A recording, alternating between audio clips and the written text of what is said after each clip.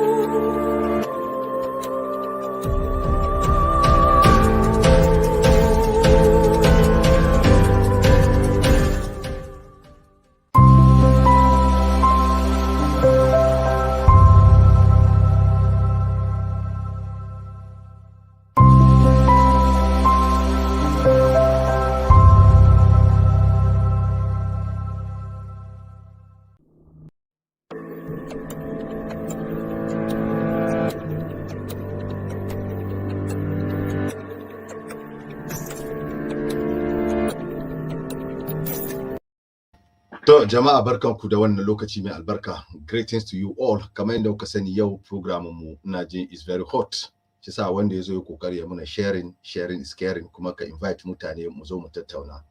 Gaskiya ne, how is mortgage and what is mortgage and why should we take mortgage? And then more to the point kuma shine kan batun yanda muke samun problems kan batun high. We do have problems when it is go to abin ga renting process. Whatever you go in for renting, these people will decline you and they will never give you the rent. And they will not accept you. Anytime there is a story behind it. So that's what we are going to discuss today, inshallah. One day, sharing. Anyone who come on board, try as much as possible to share.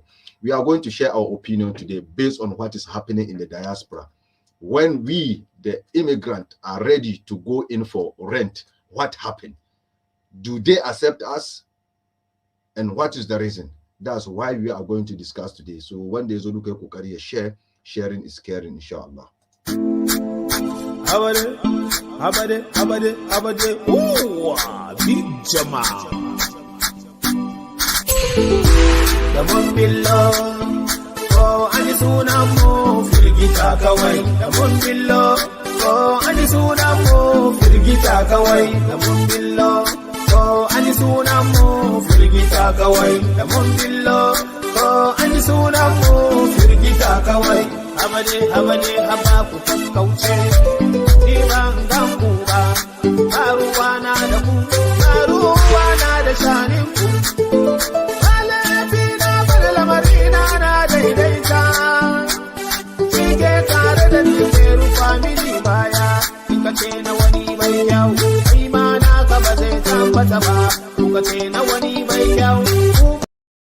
Jama'a, muna gaishe ku har ila yau. Ni ne naku Muhammadu Mutari, garkuwa malam baki abin magana. Wannan zawiya, kamar yadda dai na muku alkawali, yau za mu tattauna kan menene mortgage. Why do we go in for mortgage? And then more to the point to be heated is about the discrimination in the renting system in here in Europe. Saboda most of time now we've been neglected when it is go to renting system. So why and what is the purpose? Why is it so? And what is the way forward? So that's what we are going to discuss today, and more deep, because we have a lot of experience. But what is the way forward? Should we keep muted, or should we talk against it, or should we talk and then give advice to our fellow brothers and sisters? So abin da muke tafi da shi yau kenan, za mu matsa mu tattauna saboda kalubale da problems da muke face kan batun zamantakewar mu na Europe nan ga. How are they treating us in case of when we are going for rent? they do accept us or not, they do decline us or not, and what is the reason. Me yasa haka nan. Although, by the way, I'll try my best to have a special day, which will be also only for English, so that we'll be sending the message. Although my message is going direct to these people, and we'll try as much as possible to create another section, which will be only 30 minutes English section for those people to understand our pain, inshallah. Yau gannan za mu yi magana kan batun the problems that we are facing in Europe. So in ka zo duka kai kokari kai muna sharing, because the sharing is caring, inshallah. Ku kokari ku share. Let's share and let's go. Ku share mute, inshallah.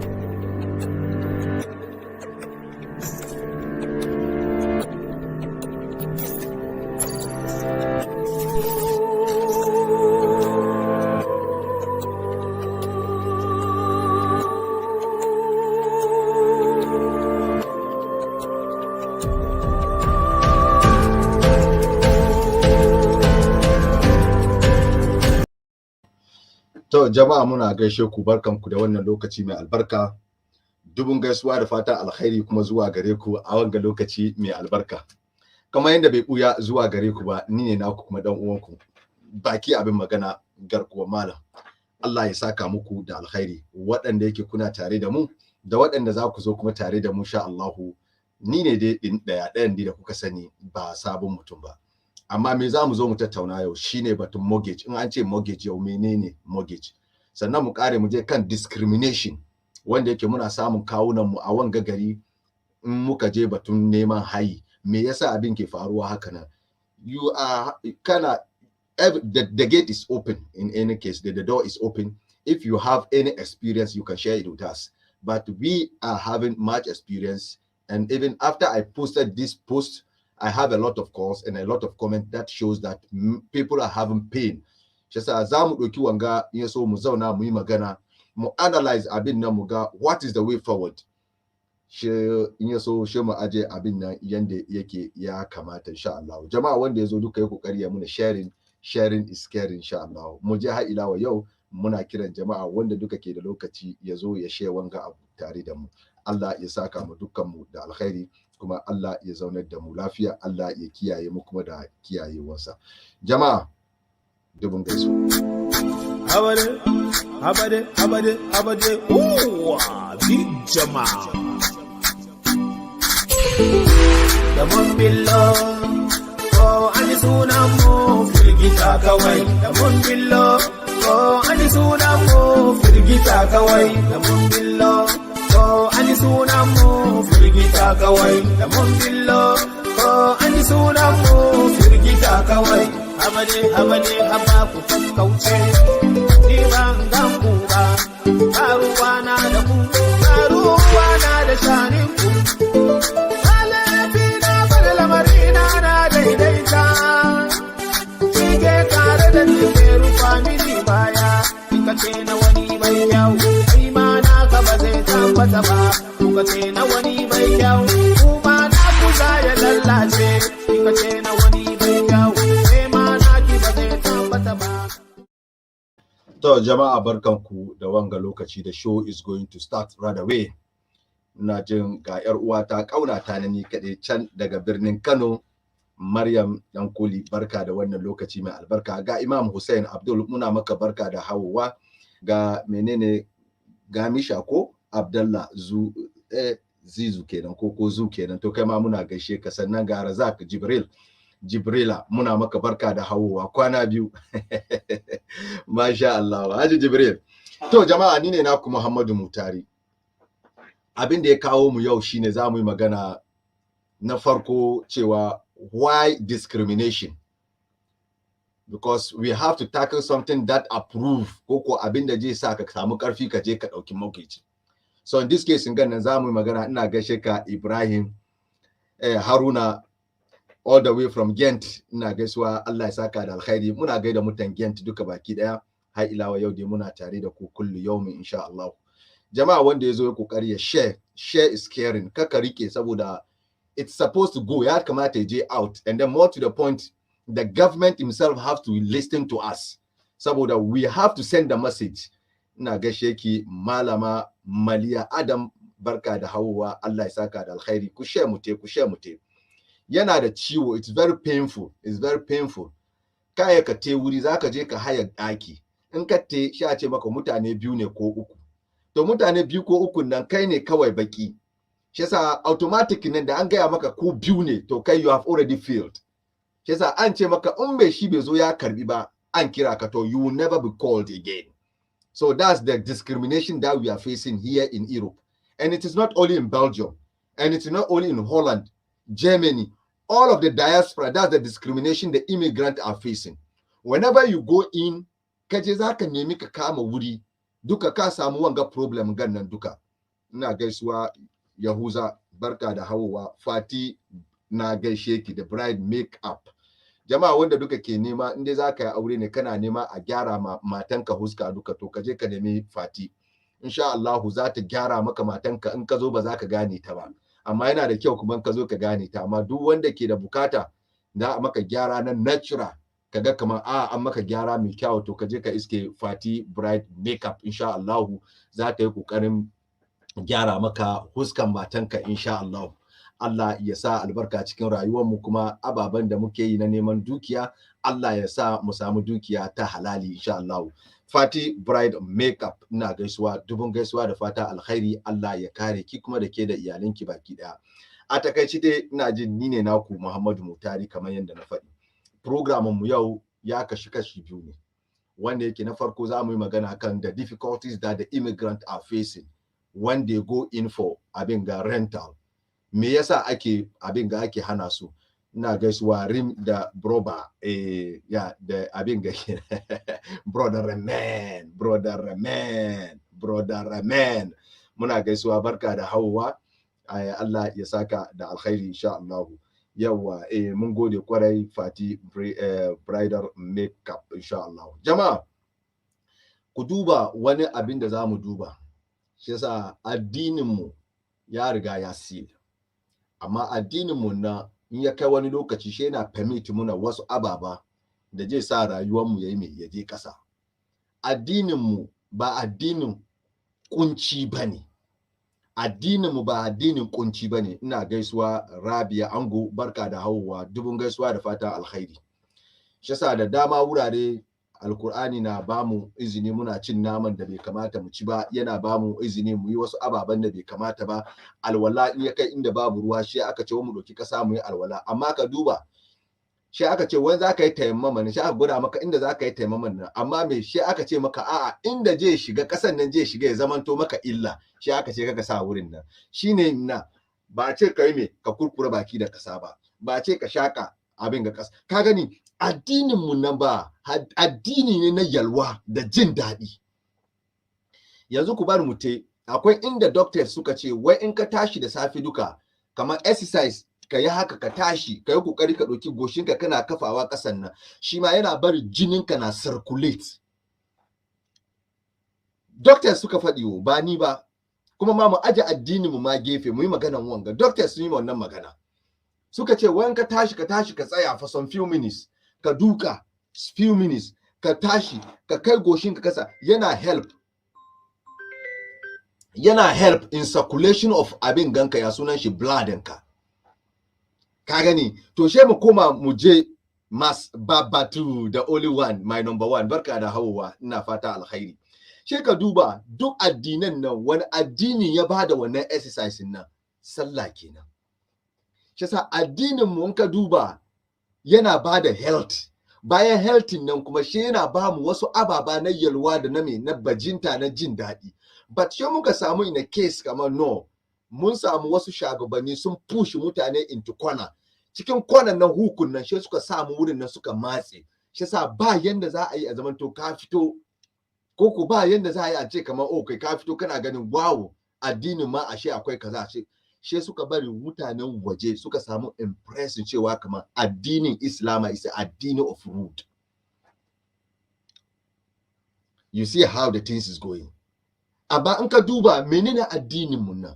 Addinin mu nan duba ba inda addini ya sa ka kamar wallahi kamar su babu. Amma ka duba yanzu talakawa wane ne musulmai, su wa ke da depressive koko su wane ne ke da mai cikin halin kakani kayi musulmai, su wane ne ba su san abin da suke ciki ba musulmai, su wane ne mugayen mutane yanzu in ka duba waje musulmai, komi musulmai, me yasa akwai wani abin nan ba ni kullum ina wanga magana ba wai ina against addini koko no, akwai wani lokacin yana ya kai shiga kamar no, you don't need aya alkur'ani, you don't need hadisi alkur'ani to make your rayuwa. Na gaishe ka, ina gaisuwa malama Abbas, ina gaisuwa, barka da hawwa. Akwai wasu ababen, there are a lot of things da yake wallahi in ka duba yanda system of addinin mu yake ba waɗanda ya kamata su ji daɗi da ya kai mu babu, amma ka duba su wa ke shan wuya, babu waɗanda ke shan wuya da ya kai mu musulmai. Yanzu mu aji wannan case na, let us go direct to the abin da ya kawo mu. Jama'a ni ne naku Muhammadu Mutari, wannan shimfiɗa ne muka yi, na ga 'yan uwa duka kowa ya zo, ina gaishe ku kuma Allah ya saka muku da alkhairi. Amma kamar sharing nan ban same shi yanda nike so ba. Go in don Allah ku share in so mute. This wanga abin gana, we have to share our feelings. The government of Europe, I'm living here in Belgium, the government of Belgium and the start people of Belgium, they have to hear from us to know what is the step. Although I know in our country here or in our city here in Turnout, they are doing something to see how they can stop this kind of things. But in this case now, are they able to do all of the things? No. We have to also help them. If we have something in mind, let us bring it out. And we have to share our mind with them. But if we are having the problems and we keep the problems within us, the government will not hear it, as well as the people ready to help us will also not hear it. So in this case, let us try and then come out and speak it out. If there is something to be done, maybe they can also help us. Just jama'a ina gaishe ku, kamar yadda kuka sani, I'm just trying, ina so mixing shi saboda wasu suna bibiyar mu kan page ga sosai, and they want also to hear something like this. Nagode, ku barin sa dabaru nan saboda ta ga sunan nakin kunna da kyau. Mawiya Sani, to barka da hawwa, Allah ya saka da alkhairi. Allah ya kiyaye ku dukan ku baki daya. Mufti, the only defender, wanga waɗanda tare muke komi ba abin gani, the best defender kenan. Lokacin da muke gida, an kana neman Muftahu, kace Muftahu sabon zango da kowa ya san shi, one of the youngest players cikin zango. To kaga irin waɗanga mutane duka suna bari muna tunawa da amma ka duba ka gani ire-iren su nawa muke da shi cikin zango. Very few ba mu samu. Kuma in mun same su, ku duba yanda kariyan su yake, how did their future went, kuma yaya suka tai da shi. Zango kawai muke da irin waɗanga ababen nan. We do not support our brothers. We do not appreciate what our brothers are doing to us. We rather turn up hating them, turn up insulting them, doing things that will never help our Zango community. Shi yasa always ka duba cikin komi mun koma baya. Wanga bawan Allah ga lokacin da aka je, I think Japan 92 kenan ko yaushe ne, lokacin 92 nan da I forgot ko ina ne. He was among waɗannan under 16 nan ko under 17 nan, the youngest, very brilliant guy. Wanda yake tare da su duka muke. But ka duba yanda lamura yake yanzu cikin zango, ku gwada muna player guda da ke rene. Waɗanda suka tashi duka an try na, amma na saboda me, we do not support each other. Ban supportin shi saboda kai zama kaza. Ban supportin shi saboda ai ba gidana bane. Those things in Ghana have to stop. Wallahi, in ba haka ba duba inda muke ga, that's where we are going to stop. Jama'a ni ne naku Muhammadu Mutari. Kamar da dai nake fadi ina gaisuwa Umar Ali, Allah ya saka maka da alkhairi kai ma. Ku share in ya so mu te, za mu zo kai tsaye in ya so mu je kan maudu'in da ya kawo. Habade, habade, habade, habade, big jama'a. Da mun billo, ko an sunan mu firgita kawai. Da mun billo, ko an sunan mu firgita kawai. Da mun billo, ko an sunan mu firgita kawai. Da mun billo, ko an sunan mu firgita kawai. Habade, habade, haba ku kakkauce. Ni ban gan ku ba, ba ruwana da ku, ba ruwana da shanin ku.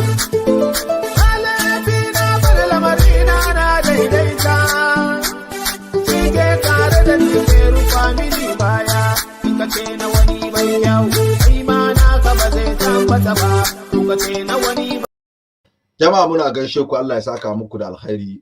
The program is going to start right away. Ni ne naku Muhammadu Mutari, garkuwar malam baki abin magana, one man zawiya. Ina gaida Hajiya Galazi kenan. Muna godiya, barkanki da Hauwa.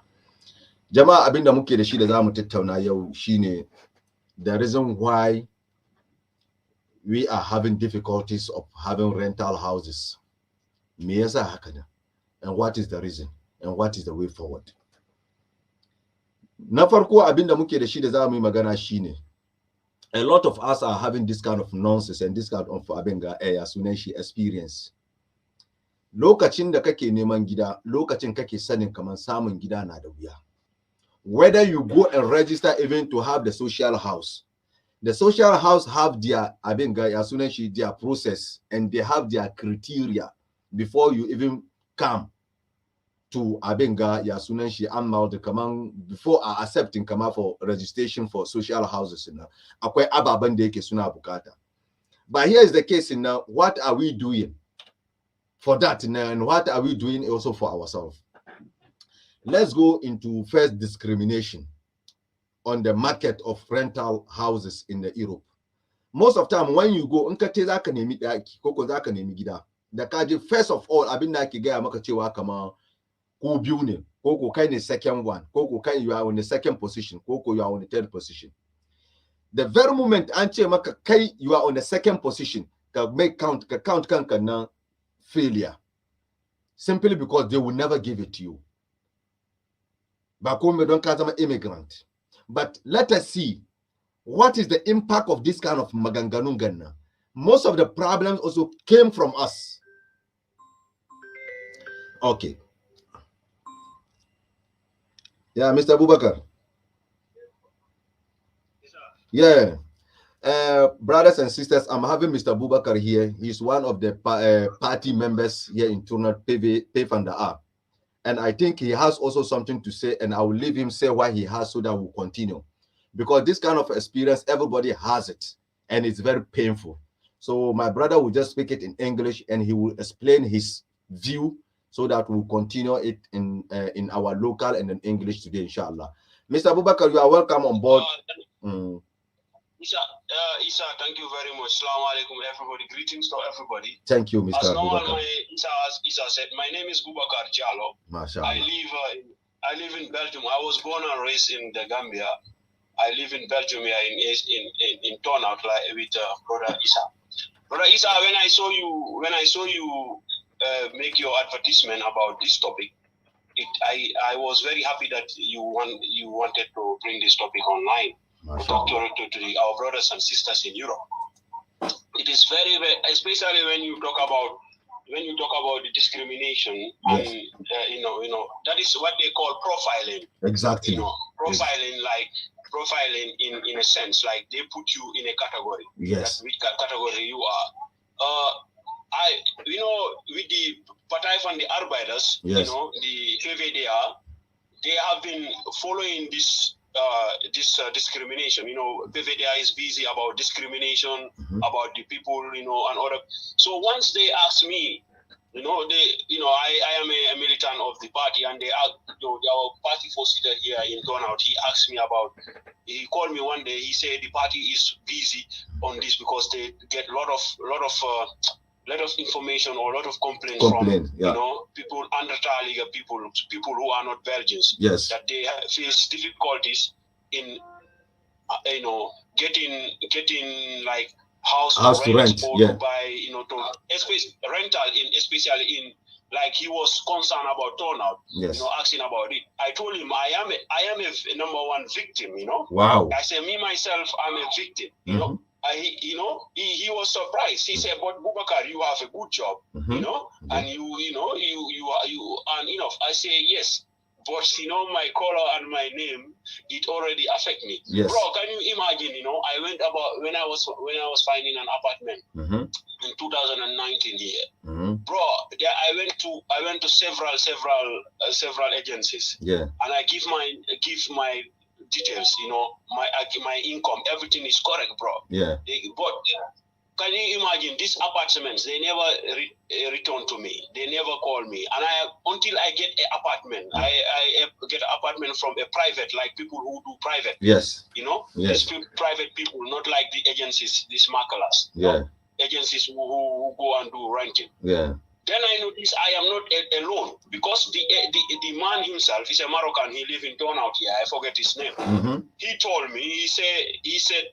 When I told him about my challenges, I say, you see that street there, this apartment there, that apartment, I went there for interview, and I give them my name, I give everything. I told him everything. He said, brother, you are not the only one. He said, in Europe here, especially in Flanders, like in Flanders now, yes, it is very difficult for people from other cultures to have a good apartment. Wow. The only apartments you can have, even there is like this unhabitable places, apartments like, bad condition houses, that people like the white people, the Europeans, like, they will not give it to them. Yes. They give it to the foreigners. The foreigners, exactly. Like you, the foreigner, if you want to, even when your income is good, your income is good, you are stable here and all these things, they know you live here, you have a job. You go into you go with somebody not working, he's getting outcare, like he's getting money from the state. But he's a European, or a Belgian. They will give it to him and not give you. That one is true. You have a fast yes, job. that one is true. So what I told him this, he said he was surprised. I say, I am a victim of it. I have to give up to looking for a standard houses like that from the agencies. I was told by, even somebody told me, he said, Boubacar, stop going to these agencies. They will not give you. He said, they will give, before you get it, you will be the last choice. Like when I enter here, you were talking about like putting you in second position, and when they put your name on second, yes, and all those things. That is called profiling. Yes. It is still happening here. That is discrimination. They discriminate you no matter what. You understand? Whether you earn 100 or thousands. That's why, because of this idea of this nationalist here, Flams, like the Flamingen S. In Flanders here, it is here like the Flam is like the white European Belgium. Even when you come from Brussels or you come from Wallonia, in Flanders here, in this region, let's say in where they speak Netherlands, you come second. Even though your condition is high, and so this Flams S is here, and this who are promoting that is this nationalist parties, the MVR and the Flams Blanc. And we have to if we don't, those are the things that is disturbing other cultures here. Wow. And we are not the only people, not only black people, bro. Wow. Even the people from like the Eastern people from Kosovo, Romania, Bulgaria, all those people also they are profile like me and you from Africa. Wow. No matter what they are here, we are not the only people facing these difficulties here. As long as you are not a Flemish, you are not a Belgian, white man from Belgium, you are not born and raised from this side of Belgium. You are, like you were saying, you will be profiled as a second. Yes. You are second. Other Flaming, and even how he or she, his condition, his financial condition is better than you in their eyes. Wow. Yeah, bro. And you know, these people, you know, this party they are following these arguments. So when I saw you, when you write this, I say, bro, this is a very important topic because it's not like, you know, I am outside it. I know it. I face it. Wow. Bro, when I get my apartment, it's in like 100 meters from the apartment, the other apartment, which I already submit, you know, that apartment was there more than 1 year, bro. Nobody took it. And they refused to give it to you. I don't know. You know, one of my friends was telling me, call them back and see, you know. I said, no, I'm not going to call anybody back. You know, I have my money. The market is open. He said, you just have to confirm, you know. You know, in the parking, opposite the parking in Turnout here, in the parkland, yeah. You know the free parking there. You know where this garage is. The garage used to be the tank station. Yeah. By Tezaco. Yeah, Tezaco. Yeah. There also, bro. I submit there my files.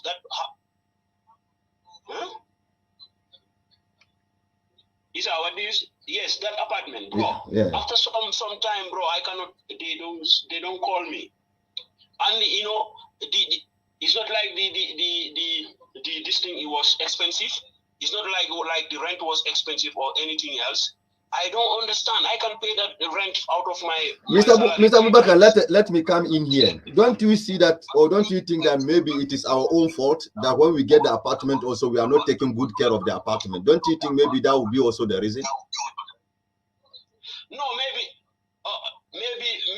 it makes sense. Like now, me, I have my own. I say I will not go for renting anymore. I will go for buying. Yeah. If I have to, you know, I will buy my own apartments. Maybe, you know, we don't venture into those kind of businesses. Maybe people who have the opportunities to buy apartments, renovate them, and give them to people of like.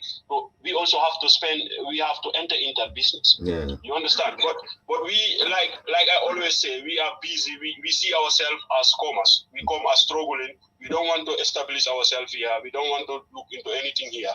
And you know, we end up being victims always. And our children will be victims also. But when we enter into this business, and both in business and in politics, that we can help to change the narratives. You know, we sit on the table.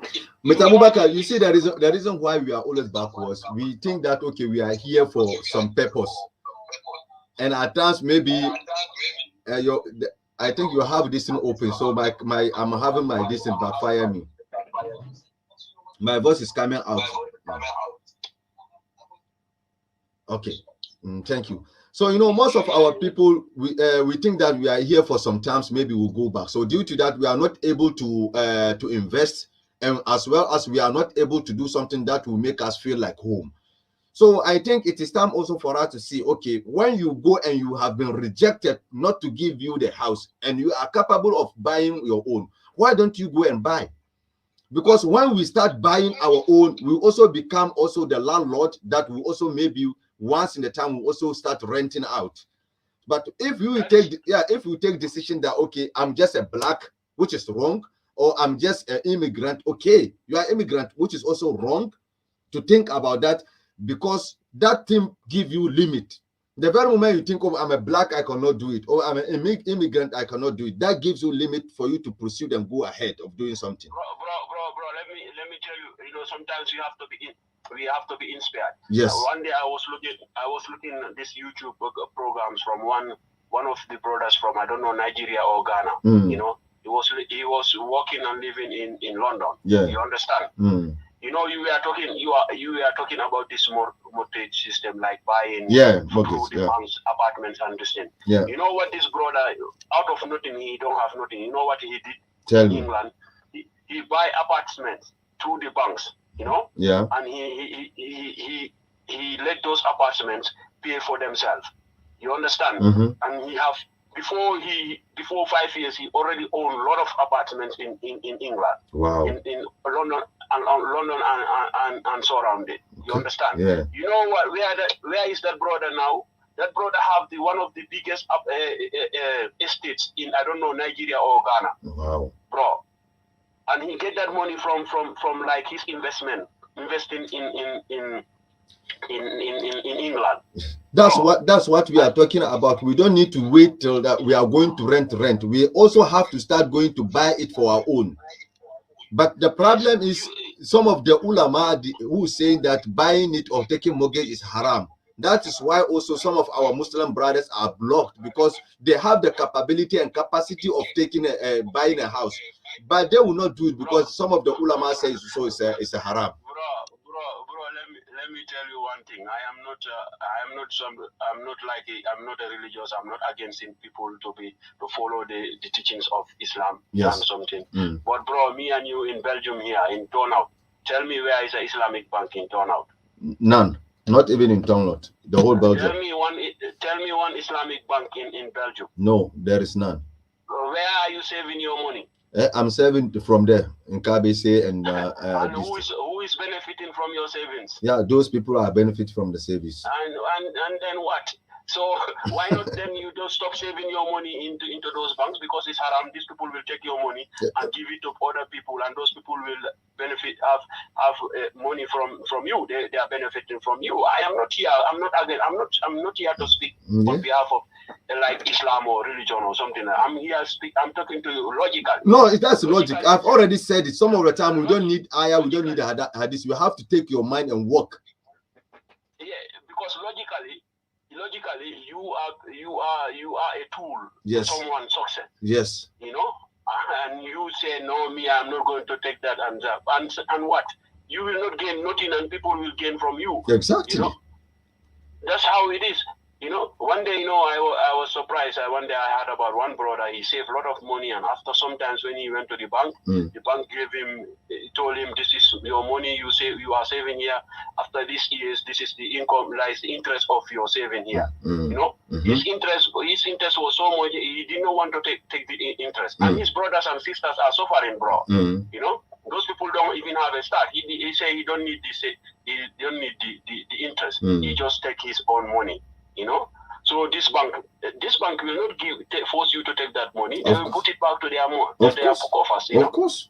Or maybe even the person who tell you the interest is there for you, and if you don't take it, that person will make a means to put that money into his name. Of course. Or to use it. Yeah. So it's logical. I think it will be the benefit of all of us, like, and for the children who will be coming. We have to first avoid discrimination and also help those who are coming after us not to face discrimination. Exactly. By taking advantage of the opportunities that we have. Yeah. Because for me, I am 100% so. I will not go back to the same system that the discrimination that I get in through this.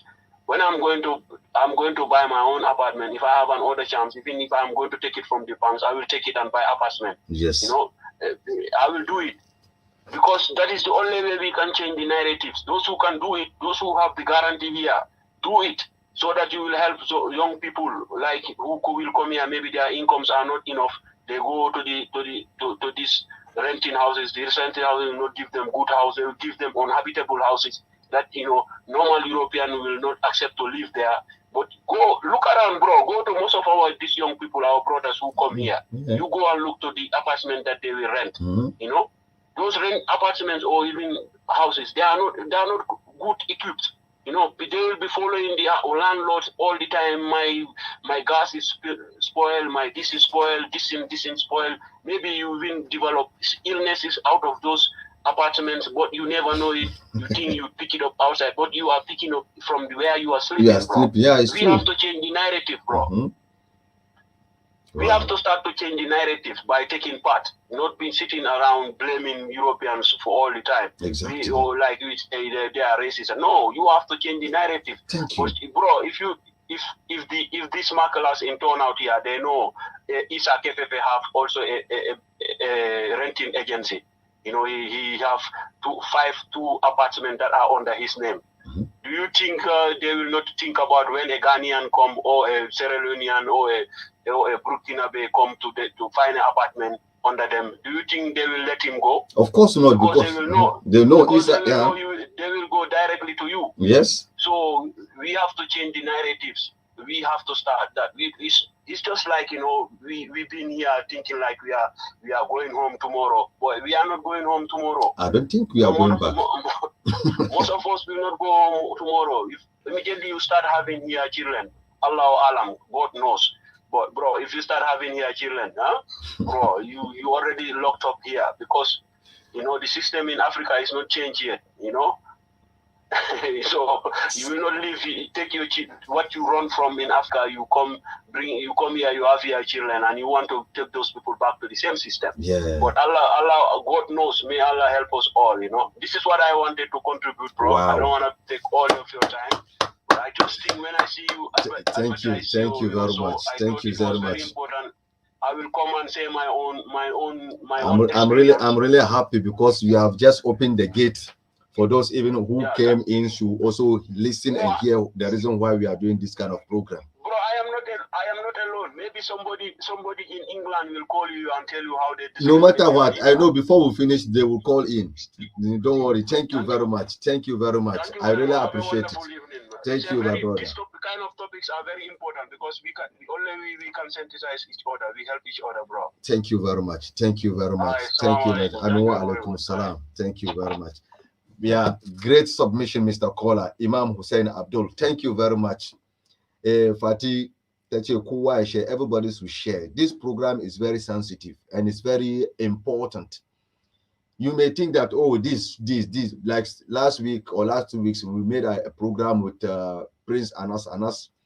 Some people take it just like showing up. That's Yenda Mutanisuka Dokesh, come on. No, it's showing up. No, brother, we are in the situation now.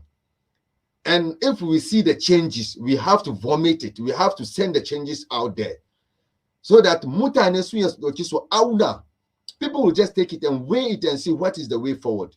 Like what my brother just said now. He's one of the victims.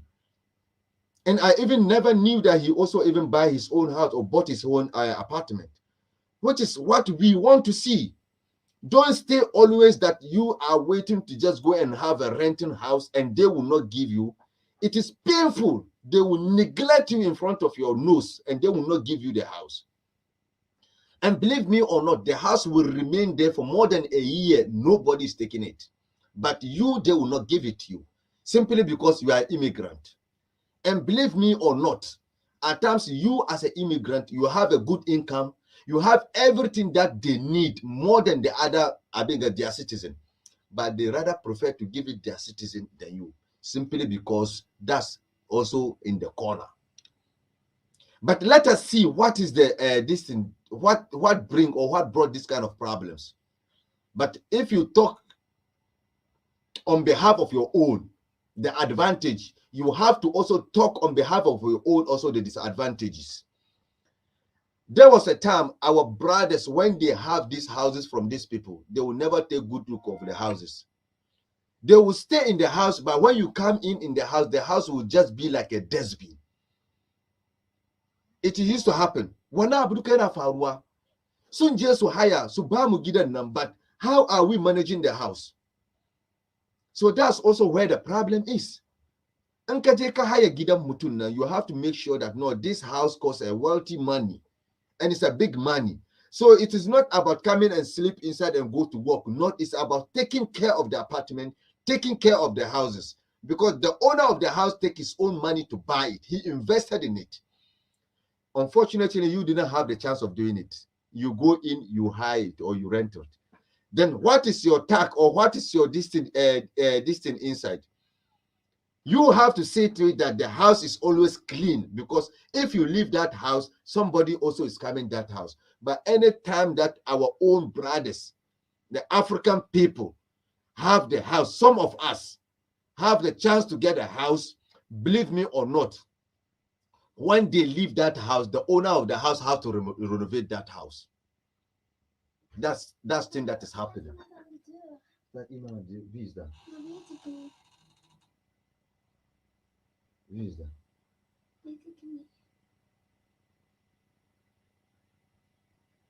Sector de persoon hij moet mij bellen. Kan je met hem praten? Hij is helemaal buiten over. You see, this kind of people that are coming to you, they will never tell you that they are coming. You see? Ik weet niet hoe je de deur moet open doen. Welke deur? Die poort. De poort. is this? Jama, do Allah, just give me a minute. I'm coming back. I'm coming back. No, Barangani. Who is that? I don't like that one, Nazwa. Okay, jump over. Okay, it's good.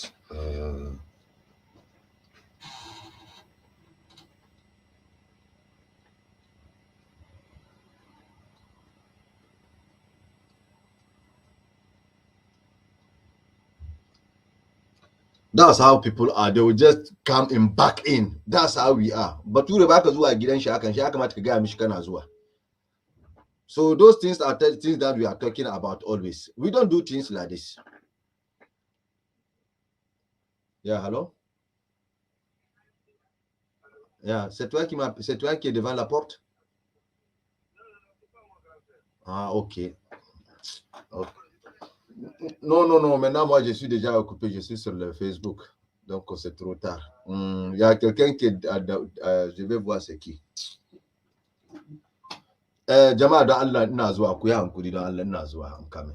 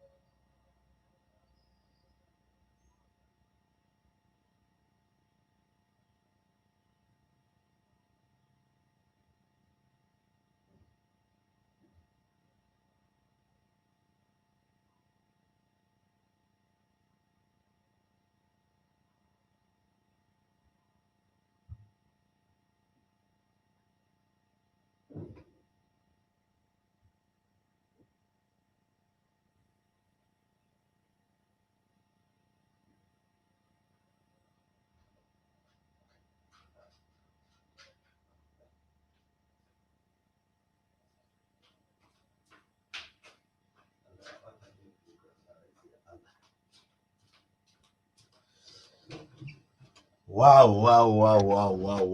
You see how our people are ko? Suna bata ma mutum program coming with you koko suna zuwa ma ba su gaya muku kaman suna zuwa. Beauty cream. To jama'a muna gaishe ku da Allah afwan ku yafe muna saboda yanda lamarin yake nan barin warm ku kadan ba yin so she mu go on kan abin da Habade. Ooh, big jama'a. Da mun billo ko an sunan mu firgita kawai. Da mun billo ko an sunan mu firgita kawai. Da mun billo ko an sunan mu firgita kawai. Da mun billo ko an sunan mu firgita kawai. Habade haba ku kauce. To jama'a mun dawo don Allah afuwan ka san lamarin kenan mutum je to muna gaya muku in za ku je wurin mutane ku dinga gaya musu muna zuwa yawa amma ka zo kana bayar mutum dole mutum ya bar abin da yake ya fito ka gani to muna da godiya so jama'a abin da muke da shi shine kan batun yanda ya kamata mu manage kan batun in ka je in an baka wuri. So most of ababen da muke facing nan duka, we build it ourselves simply because when they give us their renting houses, what we are doing, we are not taking care of the house. So anytime in the amba foreigner wuri, in ya fita duka shi mai shi kuma ya saki sa kudi ya mai ya gyara. So waɗannan ababa duka yana daga cikin abin da yasa mai this time nan ba su ba mu wuri. But me yasa ya kamata kuma mu je in for ourselves, ya zamanto kamar muna sen gida ma kanmu. This time nan in kana da yara koko in kana da yara ka je ba su baka. That's the only key kuma da yake suna hana mu. In ka kana da yara in ka kai mutane uku duka ba su baku. So yanzu me ya kamata ka yi nan in dai kana da capability koko in ka sai wallahi je ka sai gidanka. Saboda ko yaya akai one day nan gidan nan ya zama naka. But if you are renting nan bai taba zama naka. One day you will leave it. And believe me or not kana taimaka nawa ne kuma kana biya. Ana biyan haramun da kake gudun nan. Shi yasa ana gudun kashi ne a fada gindi ko a fada tsuliya. So in this case now talking about the discrimination in the renting system in Europe is too high. So the only way to get out from this discrimination is how to go on buying our own houses. Whether we like it or not, when the difference is clear or when they see even some of us have start buying the houses, do you think this discrimination will continue? One day it will stop. But when we always reject ourselves that we cannot do it, there we have a problem. And that's the problem that we are facing now. This our brother Bubakar, he's living here in Turnout, and I know him very well. And I know the kind of job that he's doing, and I know who he is. But yet, look at what is happening. I myself, I faced these things some years back. But when I start thinking, I have positive minded, I was able to get out from this shit. I'm having ina tare da aboki wanda yake har yau ga yana neman wuri bai samu ba, har gobe kuma bai samu. Saboda me anytime in ka te duka abinda za su gaya maka shine you are on the second position. Anytime you are on the second position, do you think they will give it to you? They will never ever give it to you. Simply because they have their own experience. When they give it to our African brothers, at the end of the day, they will rather also put money to renovate it after we left. And that one also is true. So we are now blaming them for this discrimination. But who are those the root of this discrimination? We are the root of it. Let us go to this Romanian, to this Eastern Bloc. When one Eastern Bloc hire a place or rent a house, they will end up being 20 people sleeping in that house, whereby it's not accepted, and it's not acceptable in the law of Belgium here. In the law of Belgium here, when you have a house, when you rent a house, a policeman have to come and visit you to see the place. Is that okay for a human being to stay? So what these Eastern people are doing, one man or two people will go and rent a place, but at the end of the day, you see them more than 30 people, 80 people, 20 sleeping in that house, and everybody knows about it.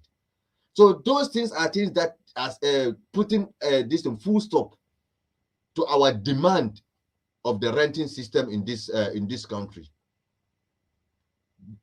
There is a racism. Yes, there is a racist. But what is the sources of the racist? Put your shoes also on them. Are you ready to give your house to somebody in rent?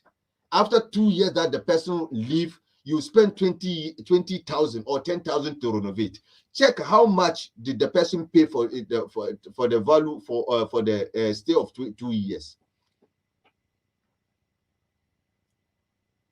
We have them a lot. So these people are having this discrimination. It may happen based on our this thing. So how are we going to change this kind of things? We have to change it with our own mindset. We have to change it to show them that we can also do that. We can also do what they are doing. But why are we not doing it? Always more come, oh, we are here, we are just an immigrant. I'm just here for 2 years. So after 5 years, are you going back? After 5 years, I'm going back. So after some years, you got married. After marriage, you have 2, 3 kids. Are you ready to go back? Brothers and sisters, don't let us fool ourselves. It is time for us to think positive.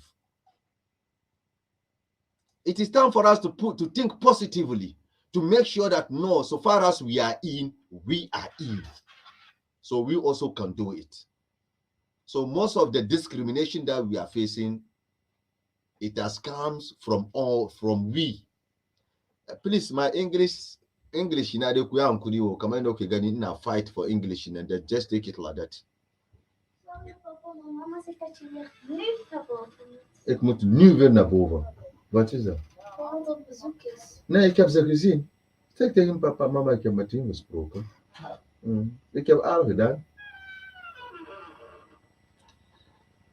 Prince Anas, barka da Hauwa, muna gaisuwa. So this kind of discrimination that we are facing here in the diaspora, some of the discrimination comes from us because anytime that they give us the house in rent, after leaving the house, these people have to spend 10,000, 15,000 euro to renovate the house to be able to give it to another person.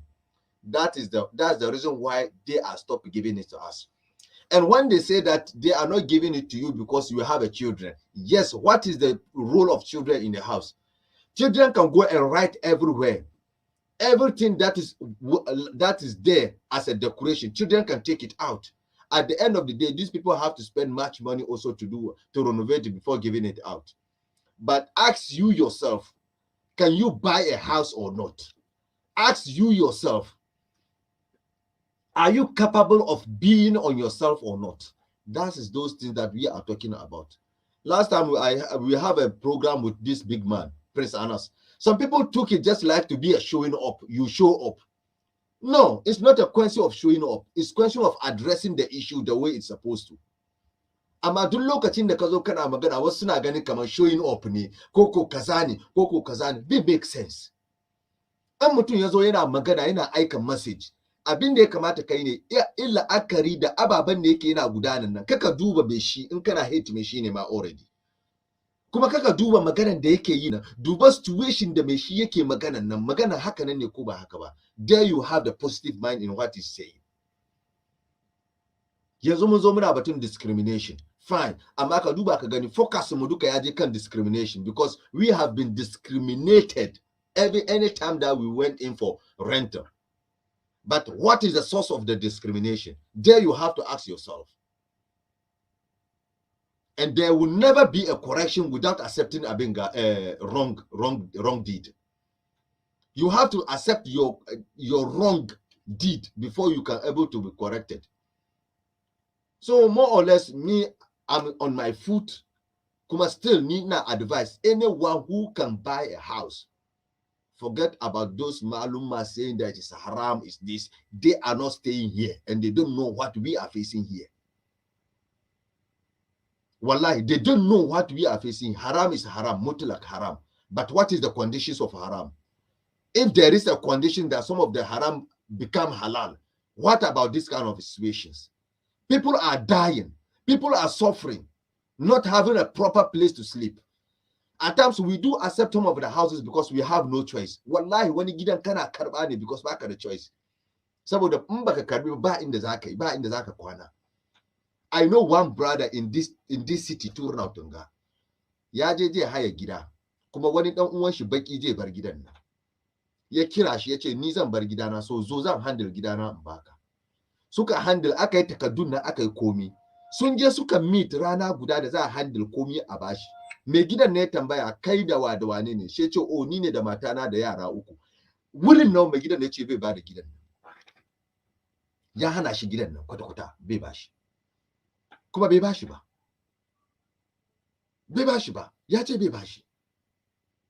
Daga wurin nan wallahi wannan bawan Allah nan da shi da matan shi going back home nan, shi da matan suka decide no, we cannot continue like this. Yan mun iya why not mu je mu tambaya ko mu sai gida muna. From wurin nan suka je suka bi bank, suka je suka tambaya, aka ce sun sai gida, sun yi sai gida. Wallahi within a month guy ne sai gida. Amma da ka duba cikin wahalar da zai sa kanshi, kuma ka duba ka gani ya iya sai gida fa for past 10 years da ya wuce nan, ba still yana kan renting. Wannan kudin da ya biya renting nan, inda ya sai gidan nan, me kake gani? Da yanzu gida ya zama nashi. Na samu visitors kuma still ku bari wani dan fa.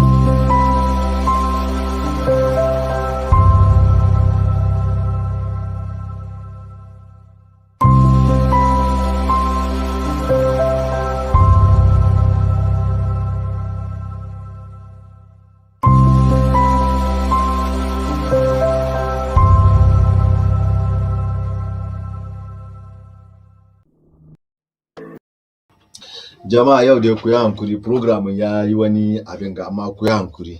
It's a very good program, but unfortunately na samu wasu bakin da yake za su yi wasu aiki gidan ga, so sun zo dai kai tsaye haka nan. So I think it is time for us to see that no, some of the mistake also came from us. So how are we going to do, and how are we going to tackle about this program?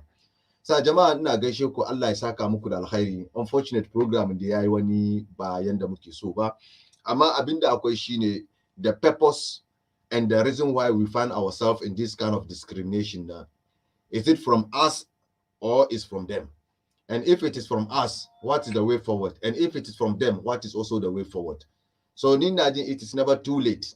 But we always have our mindset kama mun koma gida. Do you think you ka koma gidan nan? So wannan abin da ya bari kaman muna stand still wuri guda. Mun koma gida. But yet we are not going back home. Akwai yayanninmu da muka same su da ubanninmu da muka same su garin ga. Sun yanka 30 years, 40 years, 28 years. Yet suna garin ga. She kai yanzu kai kuma suka zo kana abin ga footsteps su. Matattakala ko tattaka wanda suka yi nan kai kuma kana bibiyan su ka wannan. Kaga bai da hankali. Ko hankali bai dauka. Because we learn and correct the mistakes. Amma in muka tsaya kuma muka ce kamar no, mu lokacin da muka zo muka ji wani ya yanka 5 years muna ganin wow 5 years kai ni bai da kai 5 years. Yanzu aka takace garin ga mun yanka 22 years. Akwai waɗanda kamin mu zo garin ga sun riga sun yanka 10 years. Akwai waɗanda kamin mu zo garin ga sun yanka 5 years. Yanzu ka duba ka gani suna above 30 years kenan. Sun koma. She kai ka zo kai kana cewa ka koma. You have all of the capacity and capability of doing something. Ka better rayuwanka. In ma ka tashi zaka koma ne. Ka iya kai ma kanka wani abu. Ba yet mun koma. Yaushe za mu koma? Yanzu ka tashi ka te zaka sai gida. Still ka tashi baka je ka sai gida ba. Ka je any time ka je batun gida a kore ka. Ka je duka a kore ka. Wow. Your program gare ba zai bane. Chairman ina kan program bar na kare na call ka hankali. Shi yasa jama'a abinda muke da shi yau, we are there to look at what is the way forward. And why is it that we are finding ourselves in this kind of discrimination in the renting marketing? Go in the market renting. So in this case in Ghana, we should not blame them always. We have to blame also ourselves. If they are to be blamed, and we are also to be blamed more. Because they you are yeah, brother. Salaam alaikum. Salaam alaikum. Salaam alaikum. Yeah, salaam alaikum. Yes, alaikum salam. Malam kafafe ya kake? Wallahi muna lafiya to barka ya garin. Kana kan program nan ko ka tashi? Muna kai. Ga wani Francis Maiga. Okay, call. Na dauki yi magana. Wallahi to program na is very nice saboda akwai mutane da yawa da suke turai sauran ma suna da arziki amma ba su san yadda za su yi da kudin su ba. Yeah. A gani. Kuma ka gan mutum zama duniya ni a wujina inda mutum kake live wujin shine garinka. Haka ne. Yasa wujin nan ne ya kamata ka fight ka samu wujin zama gida ne wani abu. Amma ba she ka ce kamar na zo dai ne gobe ko bayan gobe ko shekara na komo. In dai mutum ka sa hankalinka kamar na zo nema dai ne wata rana na komo kai wasa ka loss biyu duka ka loss can ka loss nan kuma. Allah kuwa wannan haka ne kuma abin da yake na faruwa ke. Sai sa ka sai dai kamar nan gano za ka stand life ka kuma ka gan batun apartment nan. Gaskiya yana neman ilimi fa sabida kagan turen ga yanzu ga an kase apartment ko gida domin na gan wannan abu na experience wannan yana depend in ka sai apartment daga turai kana live ina ga yana da kyau ya fi a ce kaman kana high exactly sabida in kana ma akwai reni cikin sannan ana zana record kaman for example ne mai gidan ya zo cikin gidan gan kaman akwai wasu dabbobi irin dabbobin da ke cikin gida da yana dabbobi kananan nan ko ya gan kaman baka kula da gidan yana ya zana dukan record ya aje yes cika ko da bayan 10 years ne record na nan wata rana za kana son ka je ka haye wani gida wani wuce ni dai fans da na san nike gaya maka fa ban san dai dukkan guda ne alhaji dukkan guda ne dai wata rana za ka je ka haye daki wani wuce to sha duba record kamar wani ga inda yake na bai duba gidan da kyau gidan na kaza record na shegan ba haye maka kuma recordin ka ya bata kenan exactly Exactly. Ai abin da nake fadi kenan yana cikin one of things in da bar ake muna discrimination na. But we rather see only the discrimination amma ba mu duba kamar mu muka cause wannan abu. Har yanzu har gobe akwai wani gidan ka shiga na wurin mutanen mu. Yes. Mu yan foreigners ne mu ya Africa muna dauda ne. Exactly. Ba duka mu ba dai ba duka ba dewa mu dai haka nan ne. Dewa mu haka nan ne muna da wannan daudan nan. Kagan turen da kan shi ne ba turawan nan su suna respect law nan suna respect condition da ke cikin neman daki amma ba mu respect. Exactly. Su for example inda ka biya kudin dakin ka every month kun yi agreement kaman ka biya on the 15th of month to me shi na try ya aika kudin mai gidan nan tun on the 10th saboda system bank nan kudin ya shigo tun 15th na haka nan ne. Amma mun nan rowa da son kudi da jerin kudi wani ma na ya zama hala on the 15 yanzu zai yi on the 16 shegan ya yi late wannan duka record ana zana warai to ni da malam kafa ni da wani muka je muka neme naturalization kamar nationality France to ni an bani she wancan ba bashi ba ka sa me sa ba bashi ba malam wallahi yayi 2 months ina late date da ya kamata ya biya kudin dakin da bai biya ba sai sa ne aka tura bashi nationality. You see ka gani ko wallahi wato da yana je wasan yayi 2 months date da aka bashi kowane month kamar wata kaza ya kamata ya yayi late ashe mai gidan ya zana record na je cikin computer shi sa prefecture suna duban wannan don Allah kola ina zuwa bari make wani statement duba akwai ababa da yawa yana faruwa cikin rayuwar mu she muna ganin kaman mutanen gana hate mu wallahi most of things nan duka wurin mu yake fitowa yanzu ka duba abin ga da yasa aka bashi punishment ga kaga you see saboda baka da respect in law nan kenan because lokacin da zaka sign takardar nan ka sign agreement before on the first ka biya. But exactly, she ka taka doka shi sa ko an baka nationality nan ka continue taka doka. Ka gani? To sai sa ni na karan bank na wani bank na nan ko da ka send ma wani kudi kaman yau ha kami kudin ya shiga cikin account me shi ya doki kaman 3-4 days ba kalin weekends in weekends yanzu haka ne. To wannan abu sai sa ni dan ce mini ka biya on the 8th ina biyan 2 on the 4th. Saboda system bank san kamar mai shi ya samu kudin shi tun dai tun bai kai ba. Exactly. Wannan shi haka ne kamata.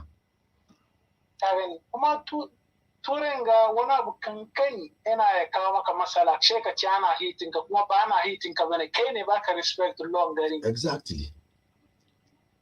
Kuma ka gan batun gida wallahi yana da kyau mutum garin da kake nan ka samu a ce kaman kana da gidan kenka ko kana da apartment in kenka wannan nan da time yanzu abin da ya kamata young coming nan da wanda duka ke da hanya in ka sai don't wait she an maka wanga discrimination ka ce zaka je ka sai aikin banza ne if only you are capable nan je ka sai kayanka mu yan Africans na 90% mun doki hankalin mu kaman ba malan ka kaman mun zo ko da kai na da na zo farko turai hankali na kenan za mu gina manyan gida da Afirka yanzu dai mun sake system mun zo mun gan kaman ka gina gidan ma daga Afirka ba ta kwana cikin wani ke kwana cikin gidan kuma zaka gina ma sha ci kudin ka ko a sere gidanka ko wani na kwana can she kai kana nan da kana biyan rent ni ban gan interest da ke cikin mutum ka gina gida ko ka sai gida daga Afirka kuma da baka ga the most important ko the most funny things nan ga in ka sai gidan nan lokacin da kake son ka sayar duka kudin ka da ka biya kana cikin nan duka you gain it back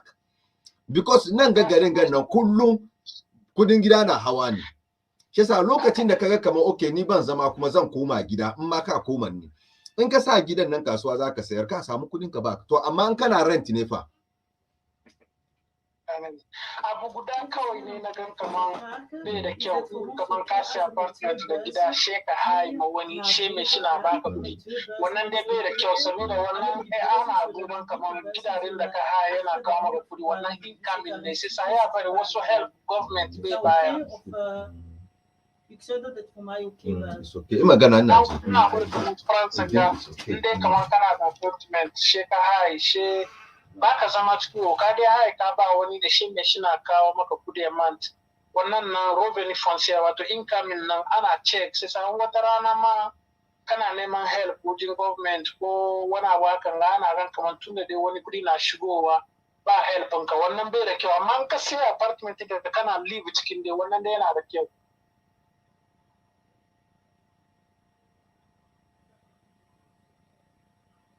Ka gane ko malam Kafefe? Kamar network na ne. Alo, kana ji na ko?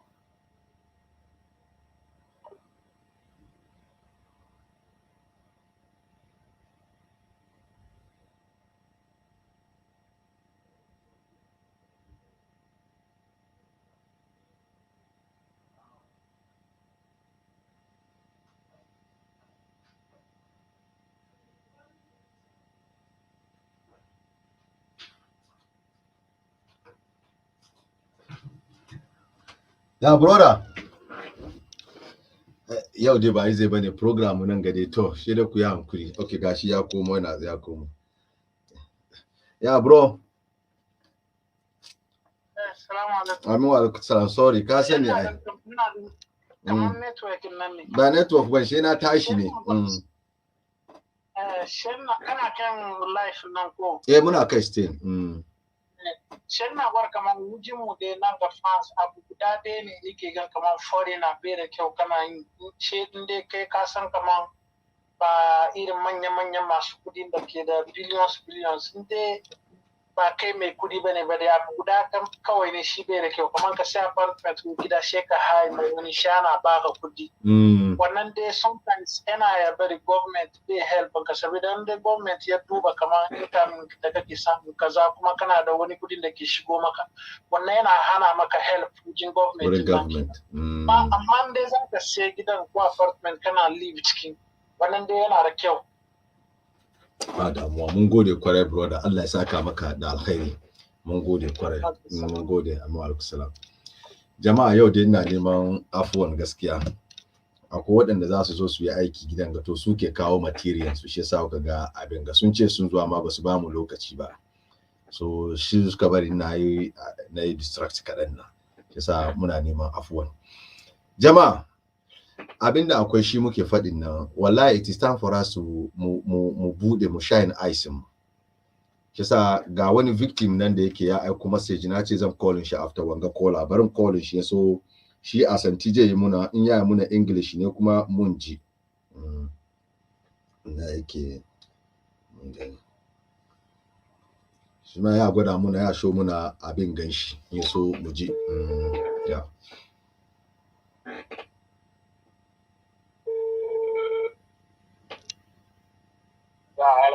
Hello, Mr. Bismarck. We there who show no so here. Me pese will narrate me how difficult you are facing in terms of having apartment as rent no.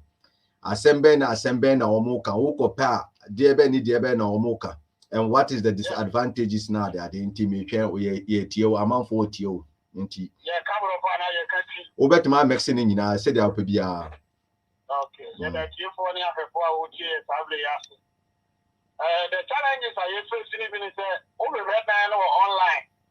Now we offer on appointment, all right. But over corner, I was saying we need to be a 4 or 5, and I'm overhead now. Wow.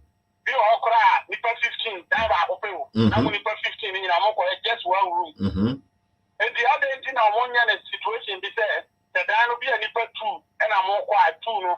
The next one, nipa 1 pen I ever call. The record says I will particular who pay slip and then will contract and what will do information in our bra. What the cover movie I must say call your referral, what you among being. Wow.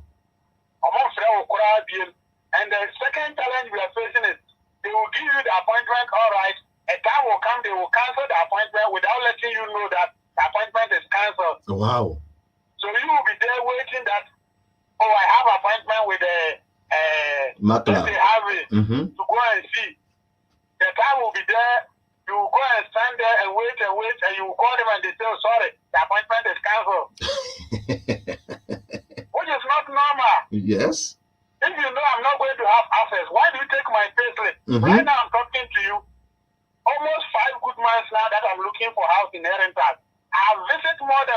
rooms. And all of it, they have taken my payslip for all.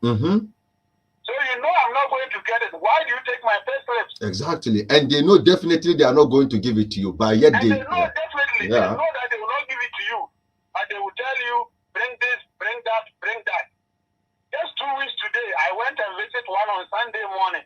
They told me, oh, within 14 days, you will hear from us. And this is 2 weeks now. I've not heard anything from them. So sometimes if you ask them that, oh, what is the possibility of you getting? They say, oh, it's between the landlord. It's the landlord that will decide. Yes. For us, we have done our part. It's the landlord who will decide.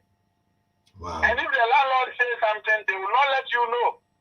So they should let us know the reason why they are not giving us that chance. Wow. If there is something we the blacks we are doing and they don't like, they should vomit it out and let us know that this is the reason why we are denying you people. Because the rooms that I've visited, now I've been passing back and I've seen that people are in the room. So why is it that they are not giving to us? Okay, Mr. Bismarck, I want to ask you a question. Don't you think that is also we are also part of this problem? Because when they give some of the foreigners a room or house, we don't take good care. Part of it. It's part of it. Sometimes we do how we make the rooms. Yeah. It doesn't look nice. The way we will be treating the properties in the house is not fair sometimes. Wow.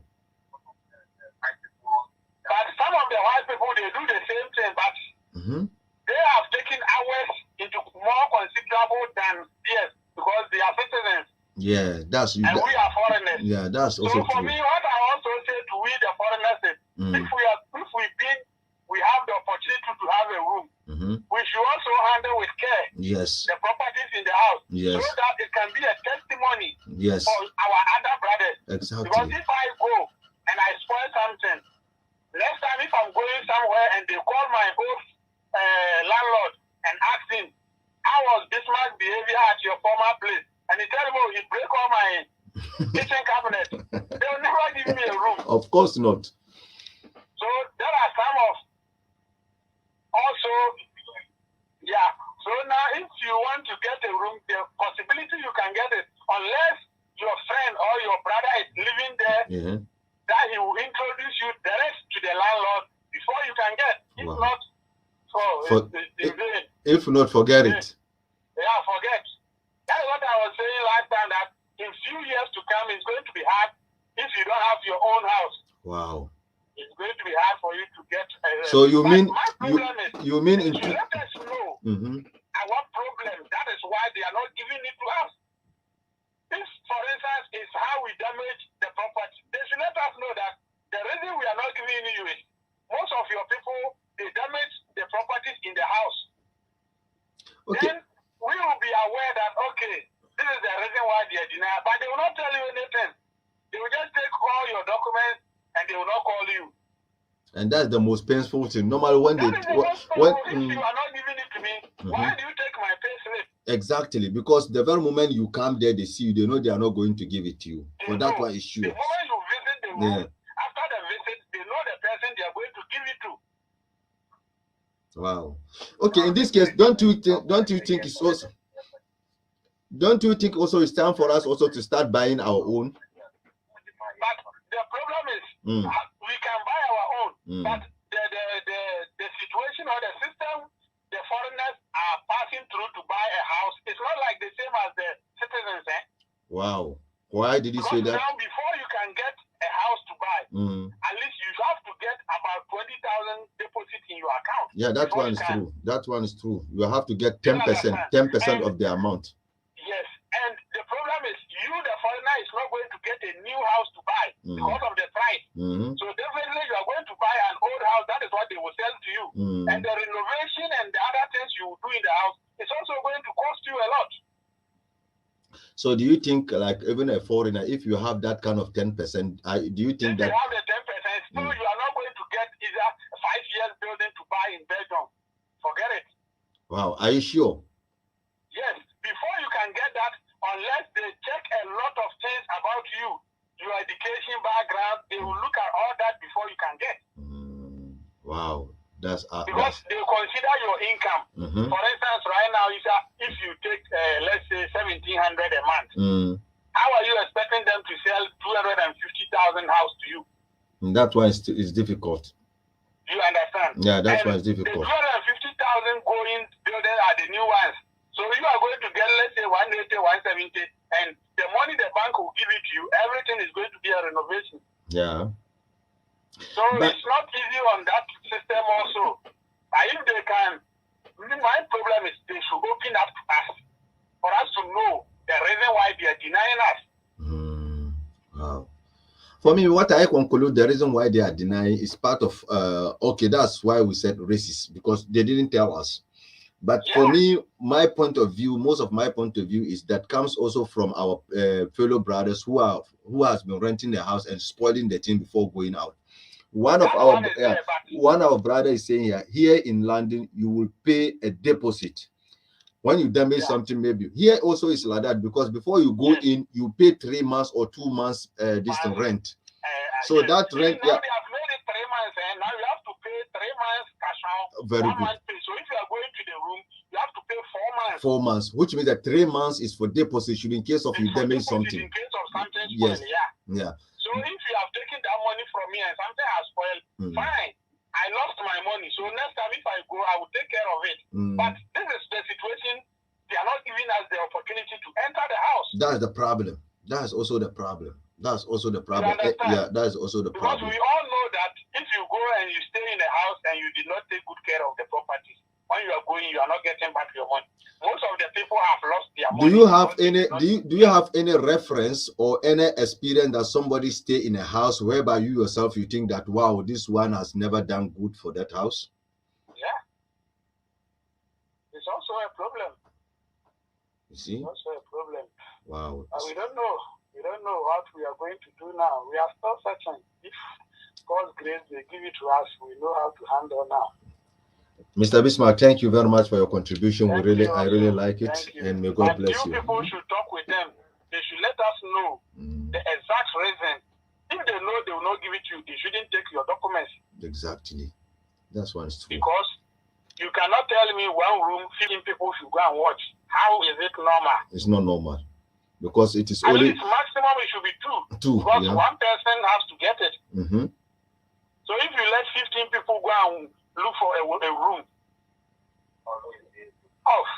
foreigners people fit cook them before it's not normal. They have to. You people have to do something about it. Thank you very much. May God bless you. And thank the brother also at the back there. I'm hearing some talk there. He's trying to contribute. Thank you. I heard everything. Thank him also. We thank him. Thank you very much. Brothers and sisters,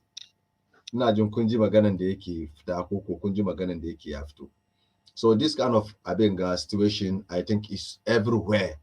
Somebody called from France, you heard it. And this guy is almost 5 months now looking for this kind of apartment, but yet he didn't get it. So these are the situations that apply for us. We can also go and buy our own. Simply because ya zama muna lalura kenan yanzu. Saboda in dai an ce muna mu ci nama ko alade in lokacin da ya zamanto babu abinci shi kawai za mu survive. So in this case ka duba in wanga gayin ga in ya iya sai ya kamata ya sai. Magana guda dai ne nashi ni da bai amanna da shi ba. In dai kana da kuɗin nan kai naka kuɗin nan kana da shi zaka sai. Komin abin ganshi ba ruwan su da baki ne ko abin ga sun sayar maka. If only zaka sai ne. Because lokacin da suke sayar wannan suna neman mai sai. Shi sa in ka qualify they will give it to you. So wannan wuri dai ne ban agree when I disagree da shi. Amma maganar da yake faɗin nan duka ina jin shine not everyone can buy a house. Before you can buy a house, you have to go through a lot. If you didn't have good paying job. Also, if you have a mortgage and you have paid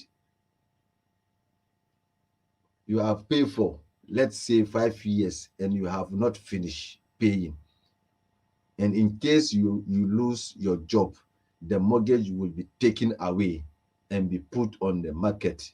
They will sell and recover their rest of the money. You end up missing both ways. Tokaga, that's the problem of England. Here in Belgium, they don't do like that. If you lost your job whilst you have been paying the money and you lose your job, Nanga Garenga, they give you something that we called Abenga, how did they call it even? Social. So Nanga Garenga na inde kuni aikin ka ya bata. Of course, aikin da kake yi nan shi yasa kaga Garenga nanga, but it's not like England. Here is totally different. Our health insurance and our living, everything here is totally different from England. Simply because Nangan kana aiki, if you are able to buy your house whilst you are having a good income working, when you lost your job, you still have your social, you still have the income from the government. Example, if you earn 2,000 every month whilst you are having your job, after you lose your job, you may end up having maybe 1,500, 1,600, 1,800. So in that case, now the bank can even go through and say, okay, the time you are paying like this, you were having a good job, but now you don't have a good job, so your income is like this. You end up paying with the income that you are having, the social money that you get from the government. So that will not harm you. Here, you will never lose your gidanka. If you are through one now, shega kama ana masawa asamu maka kuma wurin aikin da zaka cover. So here in the Belgium system, you will never lose your home if you lose your job. It's not true. No matter what. Unless you nankana tunda kana the one mindset, unless you have already a bad mindset in your head that you don't want to pay the house, so you start doing them tomorrow, you pay them. That's why you have a problem. But here in Belgium, wherever you have your house and you lose your job, the house will remain your house because you will have your income from the government. And the government will continue giving you money for almost about 4 to 6 months, even some at times more. But they will pushing you to go and look for another job. They will not keep on giving you that social money. So no, they will be giving it to you whilst they will be introducing work to you also. There is a work someplace like this. Go and check. There is a workplace. So they will guide you till you get a job. So that's the difference between here in Belgium and in England. Here we don't lose our job and lose our houses at the same time. No. You may lose your job. But those people will try as much as possible to guide you also to the right direction for you to maintain your house, unless if you are very stupid. Because some of us may take the money, but they will end up not paying the bank. So by then, you have maybe 2, 3, 4 months you don't pay the bank. They will come and then confiscate the house. But let me tell you something here in Belgium. Even if this month you cannot pay them, you go to the bank and tell them, this month I'm in this. So this month I cannot pay. I want to be whole this month. Next month I will continue. These people will give you go ahead. So that's the difference. But we, especially we the foreigners, we think always we are smart. We're very stupid. When there is a difficulties like this, instead of to go to the bank and tell them we fold our arms and stay at home. And that is what is spoiling our reputation. But when you go and tell them this month I cannot pay, they put some code on it. But if you didn't pay and you didn't tell them something, they also put some code on it. And that code describes your attitude. Let me see. Imam Hussein Abdul said, here in German is different and it is not working like that. Very good, Imam Hussein. Allah ya saka maka da alkhairi. Shi yasa ka gani Imam Hussein shi ma ya contribute kan maganan da Jannatul fit Allah bai zai mun kai da Isa barin da yake wannan. She said, Turan is totally different. It's about how you make it. And it's about how you also contribute in your life. So we should not stay always blaming these people. Simply because we think they are racist. Yeah, there is a racist. That one is true. And nobody can stop it. Even in our own places, we are also having racists. We also do it. But just because we are here in the diaspora, we just think everything is racist. At times, some of the things is not racist. It's just how you take it. And we have to be focused. We don't think everything is racist. No.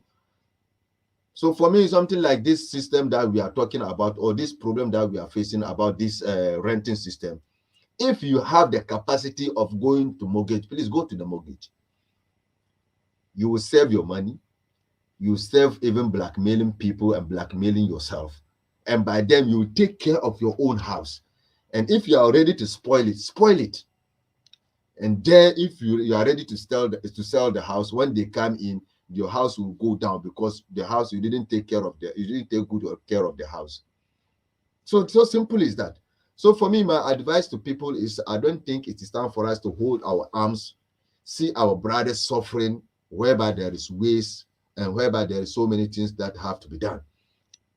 Wallahi, so now go to Baba Kali, it's a good job. Thank you very much. So for me, I think it is time for us to see that no, we have to move forward. And we don't need to learn the mistake that our elders has made, whereby you see them 30 years, 40 years, sooner munkuma, but yet they are still dead. Nobody turned back home and nobody returned. So munkuma munzo with the intention of munkuma, we are yet here. We married, we get our children here, and you are talking about going back. Okay, fine, you go back when? Just put, okay, I will go back.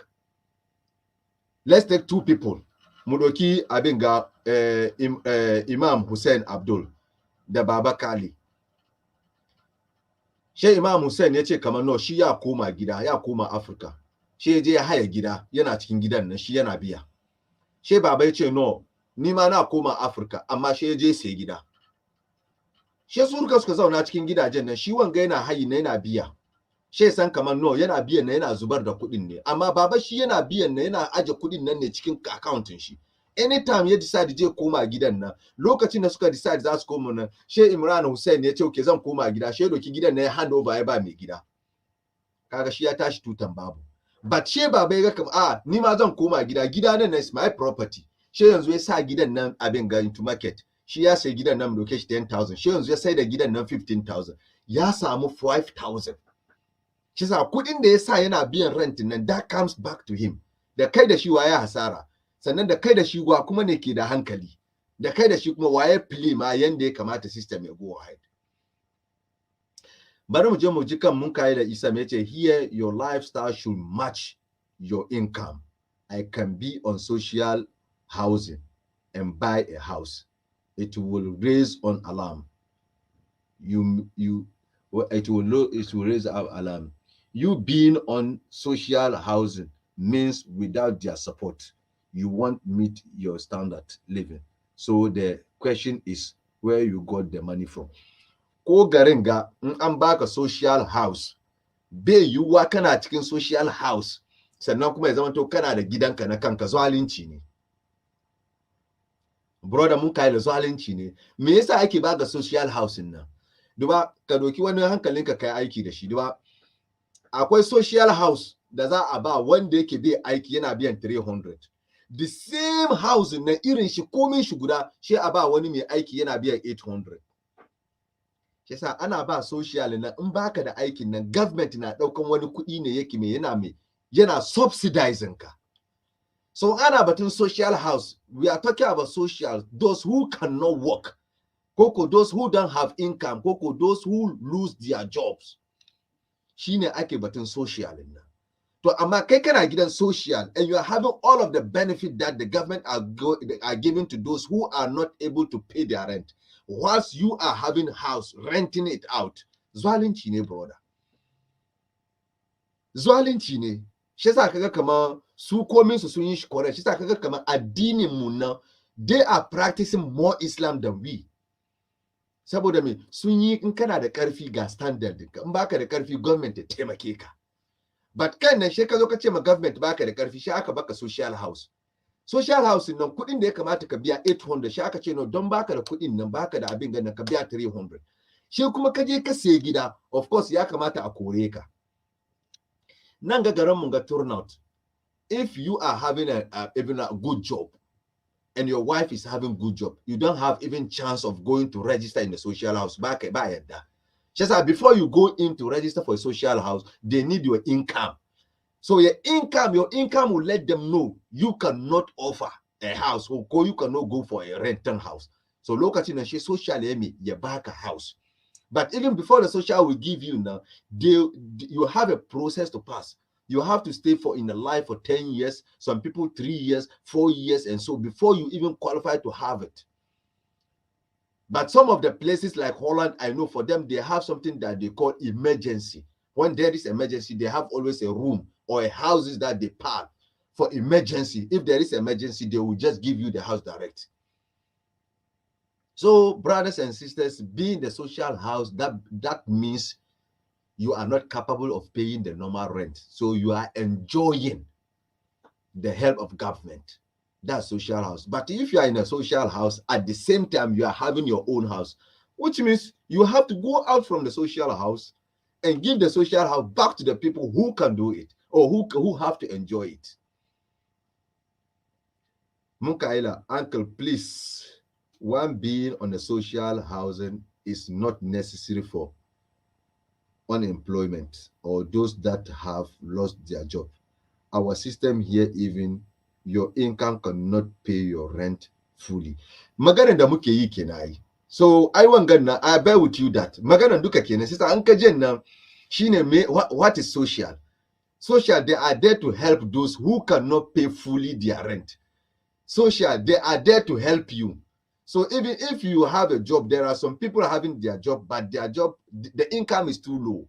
They intervene the social. Let us see. So are we going to help him? How much? So the social now, sooner I was going to know this is the kind of amount that we can help you. So for that one, I bear with you. That one is true. If you lose a job and your income is less, there they will check and see what are they going to do and how are they going to help you. For that one, absolutely, yes, it's right. So that is why we call social. So here in our place here in Belgium, the social system is working very good. Even we have some bankers. If a man and a husband, or if a husband, or if a wife only, that with the children, and she want to buy a house, even if she don't have even the notary's cost, that the 10% for them, they will provide it for you. That's the social. So the social will help you to buy the house.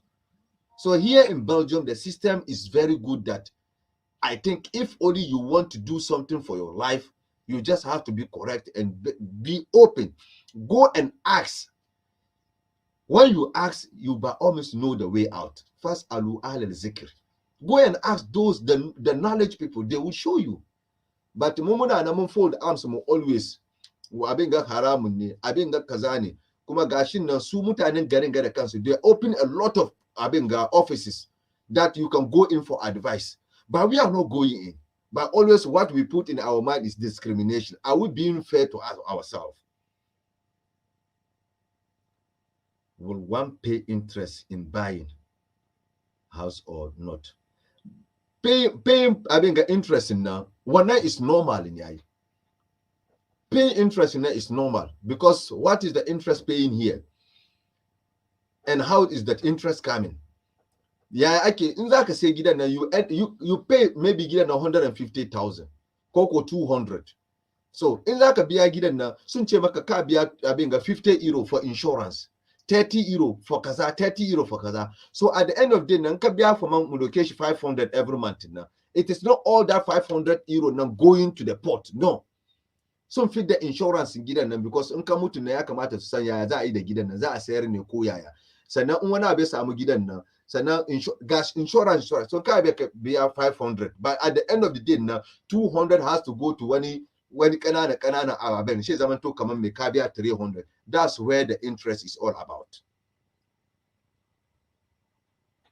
Ka gani, so yanda abin gan yake kenan, so kaga kaman kana biyan interest, interest nan na zuwa, amma ina interest nan ke fitowa, amma ai ba za ka je ne ka sai gidan nan 250 shi a ce okay at the end of the day na ka biya 350 ba. No, gidan nan 250 nan that will remain 250 nan, amma in aka rarraba maka nan interest nan da sauransu nan shine yake zuwa haka nan. Wow, ina zuwa jama'a ya ose etisen bibia bokode otise mango ma e bize kakra frame na mini odi nkomo so ma sure say waja ejimi no mo wa waja yo anasa onyanja ye wa basa too much say wa ba anasa onyama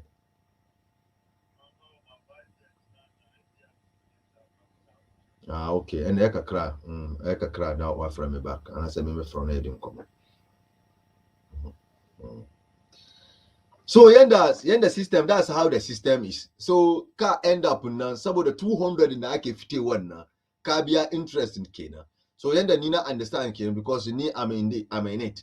Amma ka bari kaga kaman akwai wani kuma process da yake mutane ba su sani ba. When you buy a house, something that some of us didn't know. Duba akwai kudin da ake biya, we end up paying insurance kamar muna ce mishi death insurance.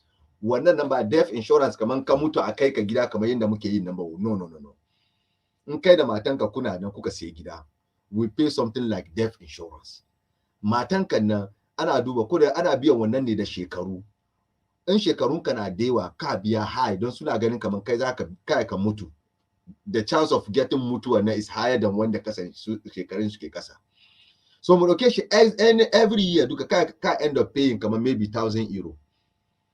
Wanda ke da irin kamar 50 years above kenan. Sannan wanda ke da irin 40 something above nan su ma sun end up paying 800 kowane year wannan insurance nan. In kana biyan shi da ka mutu, in partner nan guda ya mutu, gidan nan I end up biyan shi kenan, insurance nan ya take wannan. Amma mutanenmu wake yadda ya biya wannan €1,000 nan. Ya kai da matanka nan ka biya kusan €2,000 kenan every year. Amma the more benefit is that lokacin da kai kana mutuwa matanka gidan nan ya zama nata automatic. Saboda insurance sun biya sun clear, saboda kai shi yasa kake biyan wannan death insurance nan.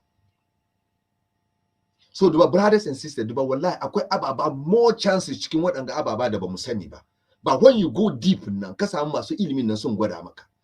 Shi yasa ka sai gida kai da matanka kuna cikin nan, je ka tambaye wangan nan death insurance nan ya yake. Ba death insurance da muke biya 50 every month mun mutu akan mu gidan nan ba wannan ba. Kai da matanka kuna gida kana son ka insure gidan nan should in case ka mutu. Yaya matanka za ta yi ta skiwo gidan nan? Koko in case matana ta mutu yanda zai yin skiwo gidan nan. Wannan kuɗin nan kana biya every month. Da ka mutu shi ke nan matanka gidan nan ya zama nata, da lokacin da ka mutu ba ta biyan gidan nan kuma komin yawan gidan nan, because ka biya insurance na according to kudin pricing gidan nan ne. Wanga magana da nake faɗi muku ga wallahi ba wai ina faɗi ne kamar na ji shi biya bane. I'm in the system. Kuma ina ganin kamar yadda wasu ke ganin kamar show up ne, but ni na ganin shi ba show up, but we have to come out and educate people. You may taking it kamar show up, take it, that's how you say it. Shi yasa in kana da gida ka sai gida da kai da matanka ke ciki, make sure ka tambi bank kana son kai death insurance na gidanka, should in case ka mutu matanka ta enjoy gidan nan, sun gwada maka wanga abin ga. In kuma kai kaɗai ka sai gidan nan, te bank ka ce kana son kai death insurance, saboda in ka mutu yaranka da ke cikin gidan nan koko yaranka will not end up paying gidan nan. Ran da ka mutu an datsa wannan kuɗin nan komin yawan shi insurance ka sun biya.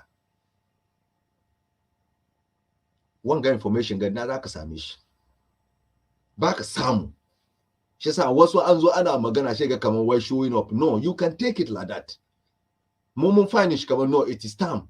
Mu da police muna zuwa mu zauna minti. Mu da yan garin ga State House muna zauna minti. Mu da manyan unguwa muna zama minti. So most of questions nan da most of maganganun nan mu muna yin shi wurin mu kamin mu zo nan mu faɗi, brothers and sisters, wallahi mu muna yin shi can kamin mu zo nan mu zauna muna yin nan. So akwai wasu maganganun nan wallahi muna faɗin shi ne yanda yake kenan. You may agree, you may disagree, wannan is your point of view. Kuma in kaga kaman maganganun da ake yi na wani abu shoyin ne, kuma akwai wani abin nan zaka yi shi ne ya kamata ya zama to ainul yakini ne, ka yi ne ko a'a abin da yake yana faruwa ne, haka nan ne ko ba haka, tukunna ka zo ka yi magana. To kai abin ya faru da kai ne, ka zo kana maganan nan, kana da confidence sai ka zo ka faɗi fiye da a ce maka an ce wa ya ce.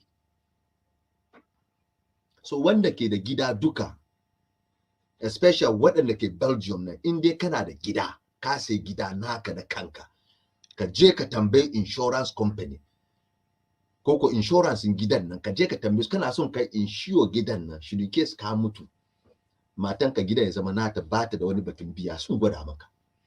Amma are you ready to pay that kind of amount? Because sun duba shekarunka nawa ne, you pay it by shekaru. But the most important thing is baka san gawon farko ba, yau ko gobe. Shi yasa in matanka nan ta mutu, kai ka end up paying, kai ka end up having gidan nan, daga wannan ranar nan baka biyan gida, fa gida ya zama naka tantantan. In kai ka mutu matanka gida ya zama naka tantantan, ba batun biya kuma. In kuma da ke kawai ne da yaran ki kai wannan, da kin mutu babu batun masu abin ga bank su ce za su sai da gidan nan, no, da kin mutu shi ke da insurance ki ya cover gidan nan, gida ya zama na yaranki.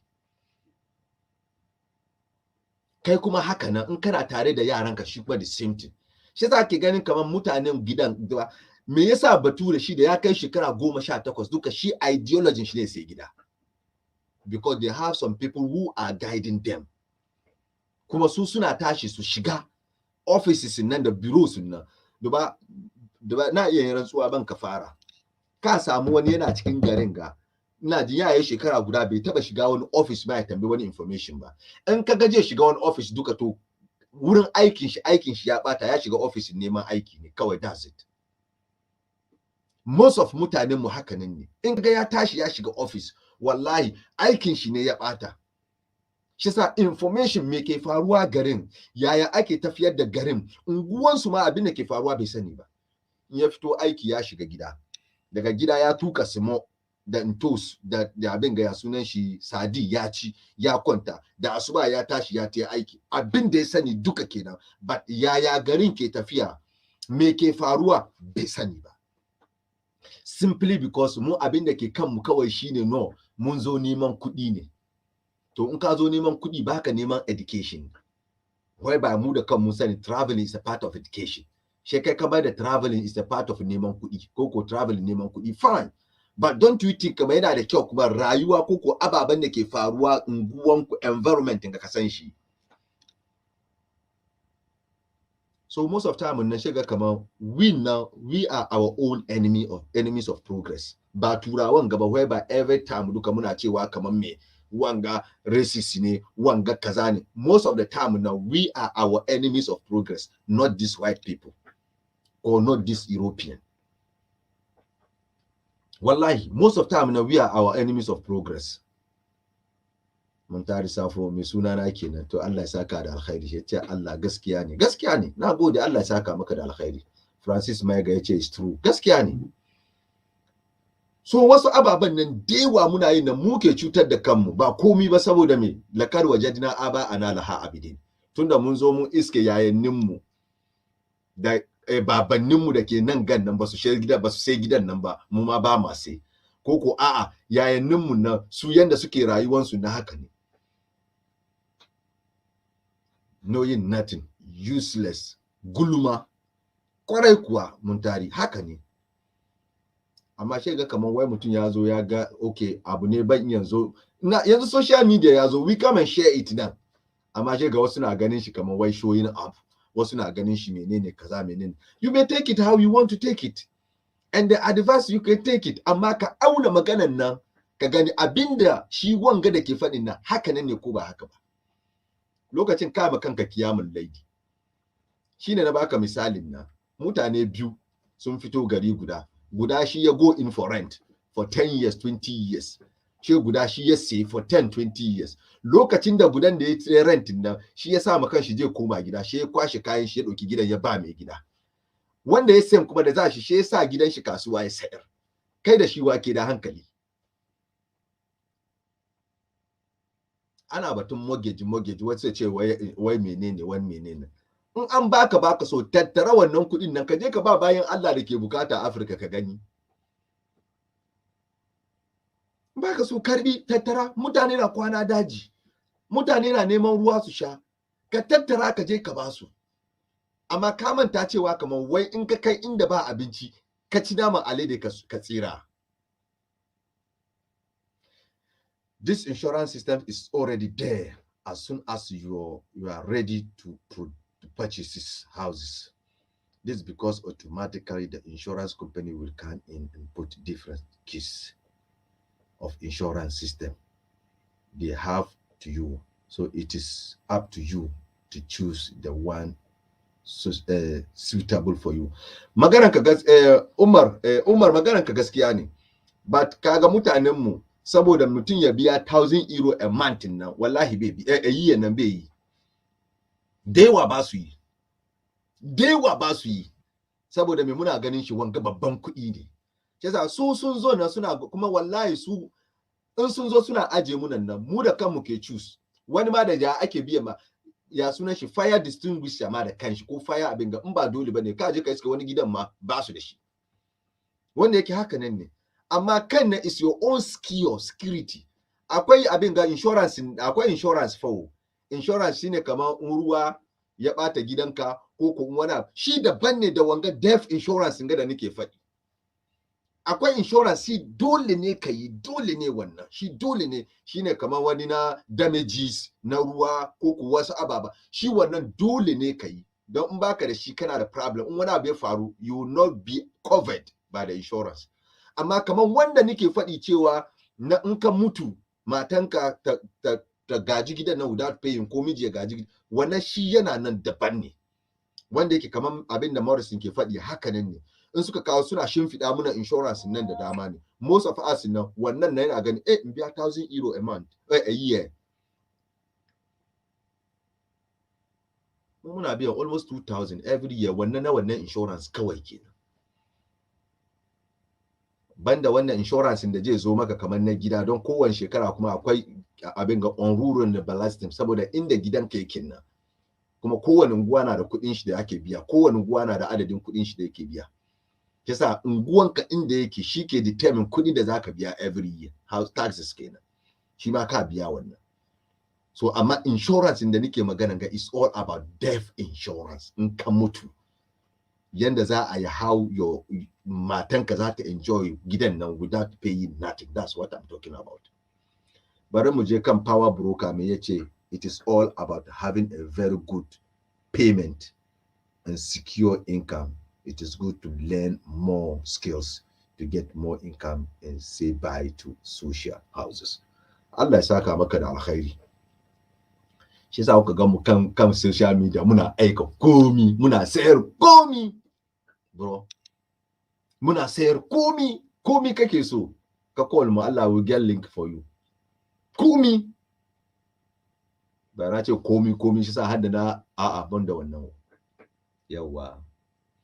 Kana neman mota ne ka neme mu, trucks ne ka neme mu, bicycles ne ka neme mu, motorbike ne ka neme mu, goose ne kowane irin goose ka neme mu duka will get a link. Yasa she mu samu maka kai kuma ka samu muna wani €2 mu sa aljifu. That's it. We have to be creative. Ba social media she mu bari wasu sun dauki social nan suna samun kuɗi she mu muka mai da social wurin zage-zage. Mutum komin kiman shi ba mu gani mu zo mu sa shi kan faranti mu zage shi. Bari mu je.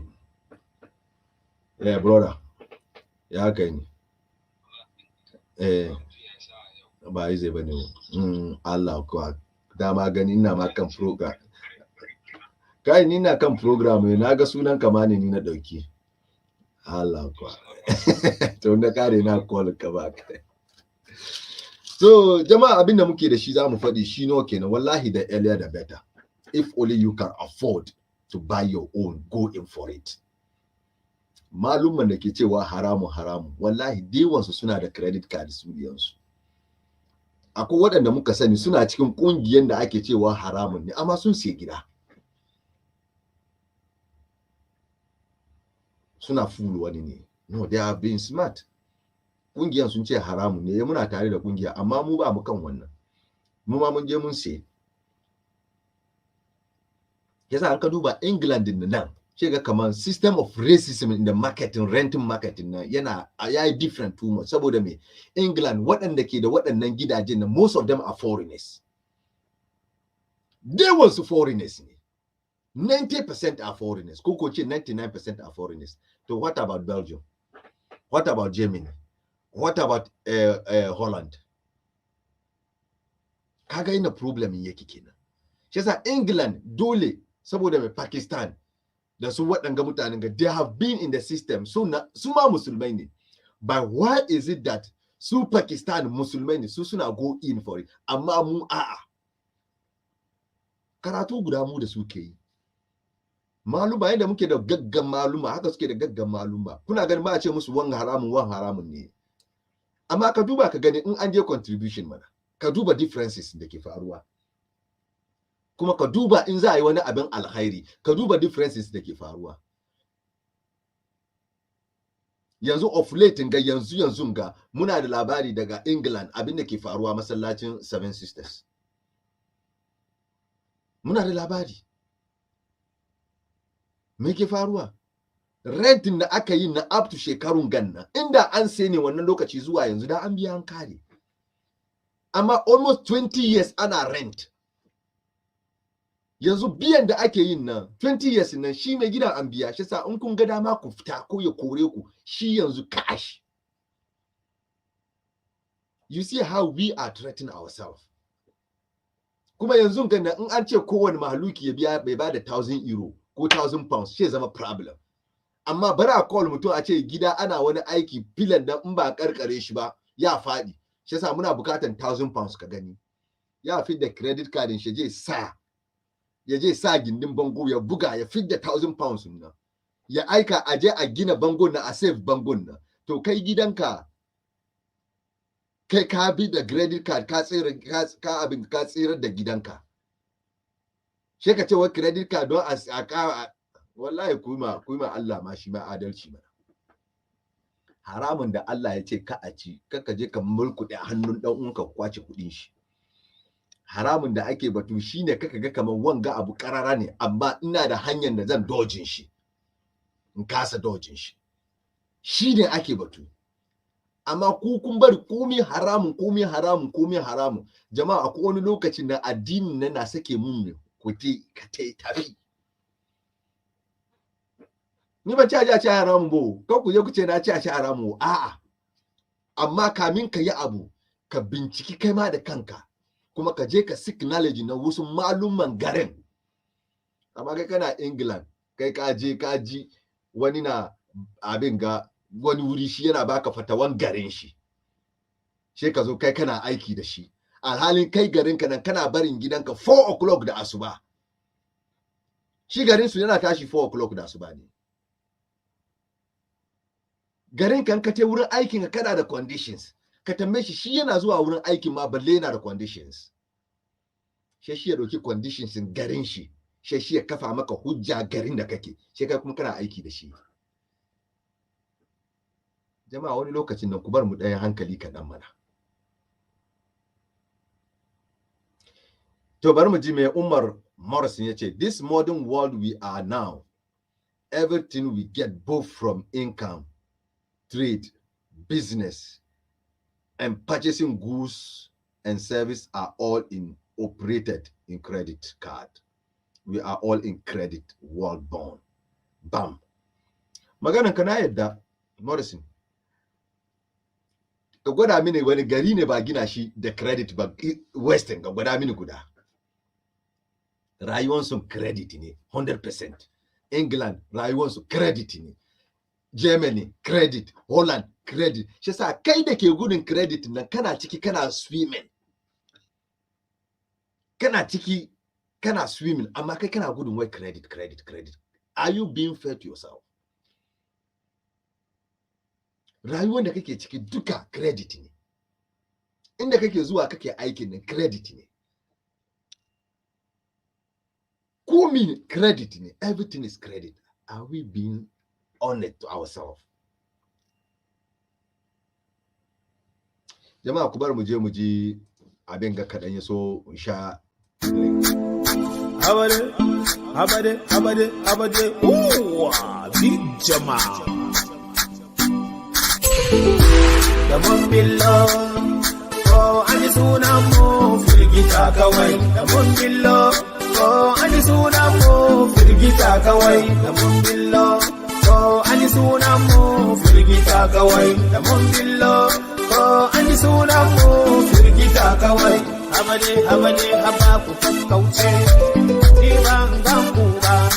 Karuwa na da ku, karuwa na da shanin ku.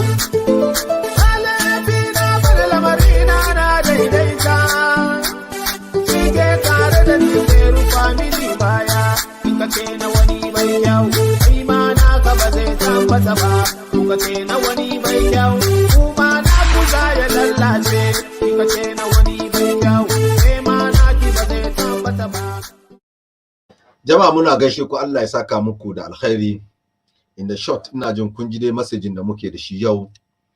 the risks that we are facing in the marketing, in the renting market, and the difficulties that we are facing also in the daily life.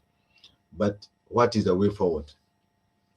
Maganganu da muka yi kawo ban ja ayan alkur'ani ba, ban ja hadisi ba.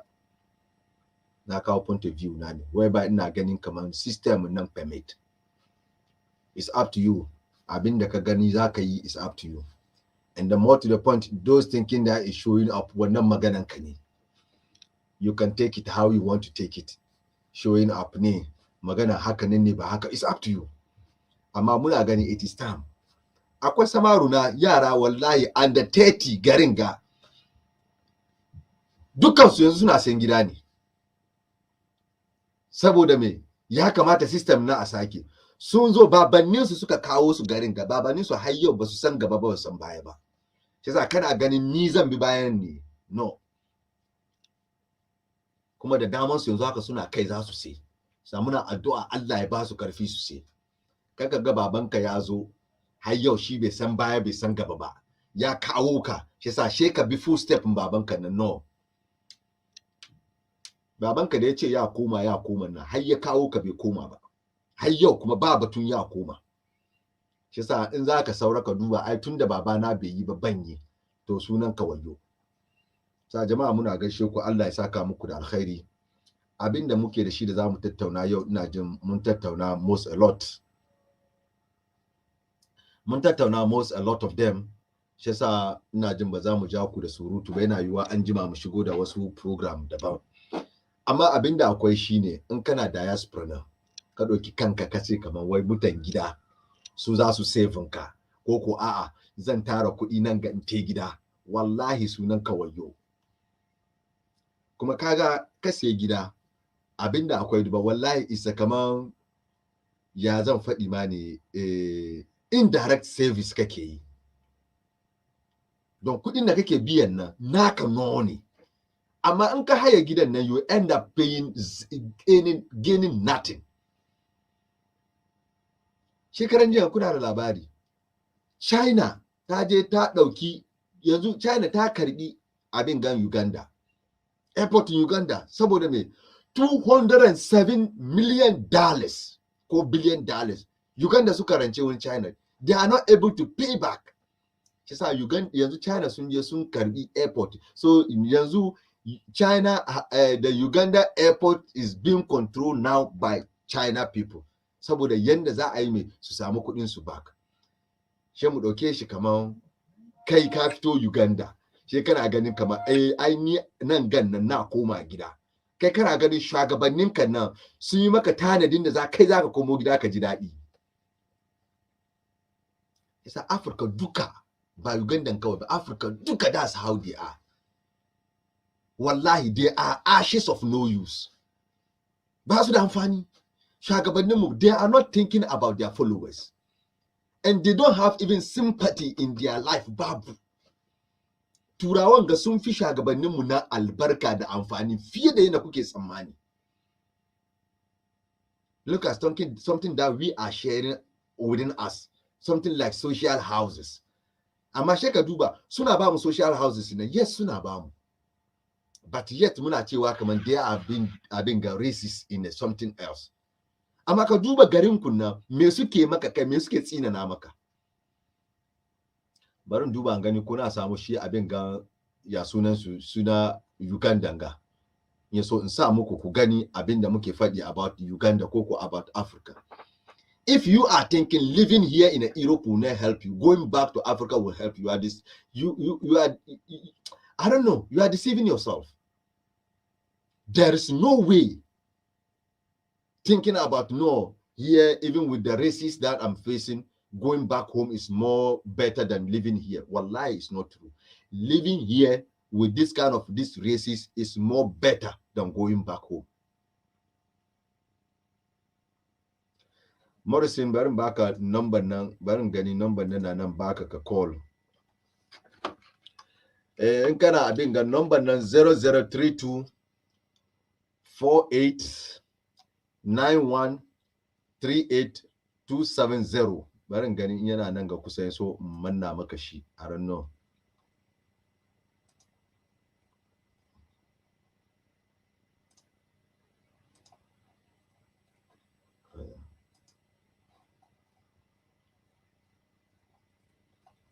Yeah.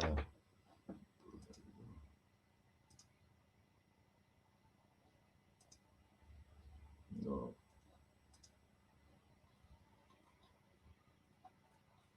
Comment. Wow. Okay, barin gani kuna samu zana share know what happened. Ababan sun share 003248 19 no sorry it's 9138270 003248913870. Okay, number kenan ban san komai faru ba ababan duka sun share. Number ke ga kai ka call ba in yaso mu doke Umar Morrison number kenan kai ka call for contribution kan yaso mu nemi yanda za mu yi musallami jama'a. Allah ya saka muku da alkhairi. How comes that waɗanga ababa duka suka share nan ga? Wow.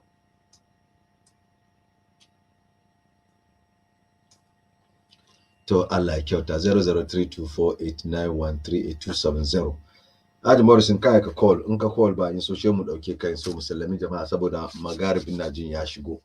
Zuwa an jima mun gani if there is something to be shared again we come back insha Allah. Allah ya saka muku da alkhairi kuma Allah ya zaunar da mu lafiya. Ina gani ko na samu wannan abin gani.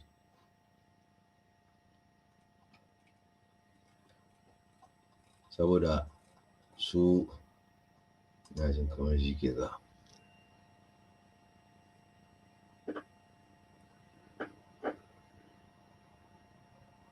Ba shi ke gaba.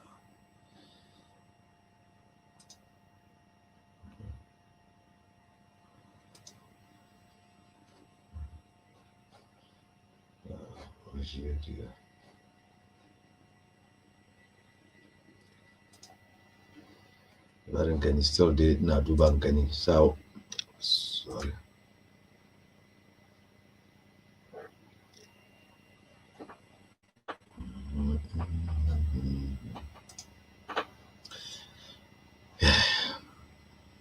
Barin gani na son sa muku wannan video nan ku ji shi ba in kuka ji so sai mu doki wannan mu tashi ku ga the dangerous of our African people.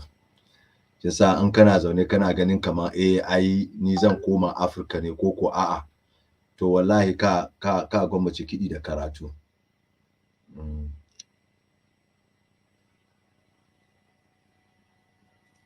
Kana ganin kamar ai za ka yi kaza ko za ka koma Africa to wallahi ka gani.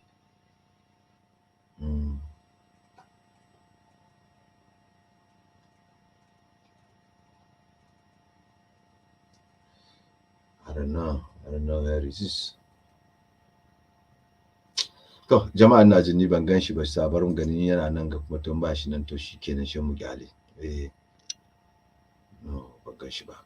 To jama'a ina jin ban gan shi ba yanda za mu yi dai ina gaishe ku kuma Allah ya saka muku da alkhairi. Ba za mu ja ku dewa ba. Morrison ya ce ya kira shi nake jira da ina so mu samu wannan audio nan mu fara bugu tukunna.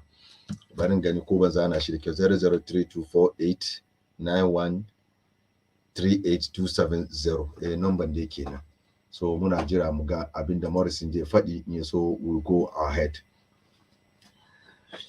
Relocating is not something bad. Gaskiya ne auditure relocating is not something bad. Wannan haka ne ai shine ma'anar hijira kenan ai.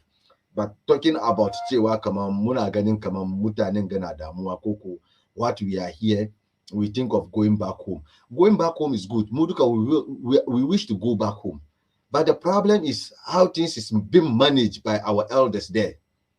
Shine muke ganin nan. Do you think kamar mun iya mu koma kuwa? Don yanzu ka duba ko yaya ka tara kuɗi ka tai gida you end up coming back. Amma ba ainihin shine topic mu ba topic mu ne shine kamar racism in da abin ga renting abin ga system. Saboda no matter what in ka je neman rent nan ga suna hana ka saboda kalanka. Kuma me ya kawo haka nan? Most of our elders nan farko in suka karbi gida they will end up leaving their house nan. Me gidan nan shi yayi bashin renovation. Shi yasa yanzu ganin su kuma sun doki mining cewa kamar mun nan ba su bamu. Shi yasa in ka tinna ma ko ka qualify nan shi ce maka kai ne second position. So they will end up giving it to somebody daban. na garinsu. Saboda kai na in particular nan kana da sun riga sun manna muna code nan ko ya muka karbi gidansu nan sai mun bata gidan. Kuma haka nan ne akwai brothers da dama wasu ko yanzu haka ka shiga gidansu ma ba easy bane. Shi yasa in ka tsaya ana humiliating ka kuma ka san ka iya ka sai gida, why? So mu muna magana ne da ka tsaya ana humiliating ka te a hana ka zo kana ta cewa racist nan. In suka ga kaman mutanen mu na sayin gida yanzu, wallahi sun daina, sun san in ba su baka ba ka sai. In ba su baka ba ka sai. So in this case ngana it is time mu matsa mu ma ire-iren waɗanga ababen gannan mu try muna correct irin waɗanga mistakes gannan da ababen da yake na gudana. So abinda muka kawo kenan, ko da dai mun riga mu yi maganganun da zamu yi, mun samu mutanen da suka contribute kuma su ma suka bada maganar su. We can never stay in Ghana anymore. Allah ya saka da alkhairi. Fresh field Ghana. I really want to go back to Africa. Ina so, but tell me. Yanzu da ka tai gida, especially Audu Ture da ya teno shi ga motan shi air condition. Gida air condition. Ko na air condition. Ya fita kamin ya zo shi aka yi light off. Ya kama magana kenan ta surutu. To bari mu ji, ina jin Morrison ke magana ga. Assalamu alaikum. Assalamu alaikum. Amin wa alaikum salam. Big Morrison. Mr. Kapepe. No, sanu da yake. Wallahi sanu ka dai Big Morrison ya garin. Mun gode ma Allah ya kuma dai. Wallahi mun gode Allah. Yau ka ga mu kuma da wani dabaru daban. Ka sani kullum muna follow ku, muna duba kariyar da kuke kara muna a cikin zamatakan mu na abroad. Wow, thank you. Gida duka. Thank you. Allah ya saka da alheri. Amin. Cin da jama'a duka da suke kan wangan dandalin da suke duban ka. To, magana da ka kawo yau, maganan ina da karfi. Jin shi na da karfi, amma kai kuma wadata ne. Haka ne. Kariyar da nake da shi kadan, ka gani mu immigrants da muka zo, kafin da wadanda suke zo su ci magani, kana ga the number of people da ke zo su ci magani, suna da yawan da sun fi mutanen da ke zuwa direct da takkada, kagan ko. Haka ne. Sai sa wannan kuma wani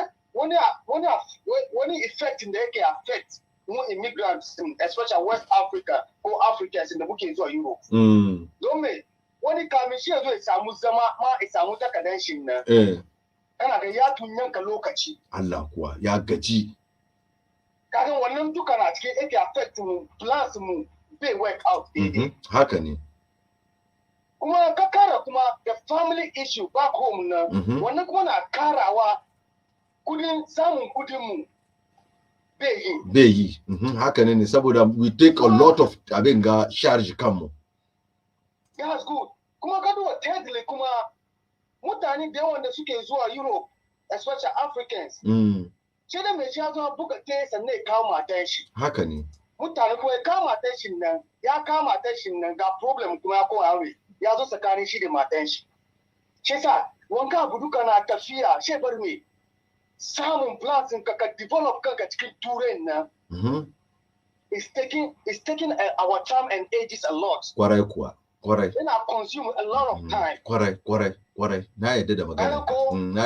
Sai ta wannan duka na cikin kake gan kaman ba wani su mu ya yi difficult ka zama ka plan cewa zaka sai gida, amma that's the easiest way. Don sometimes ka gan kudin da zaka sai da shi gidan nan. Wannan kudi yana da less ma ya fi wanda ma kake biyan wata inda ka je ka wanga current. Exactly. Kwarai kuwa. Maganan ka haka ne. Wallahi maganan ka haka ne.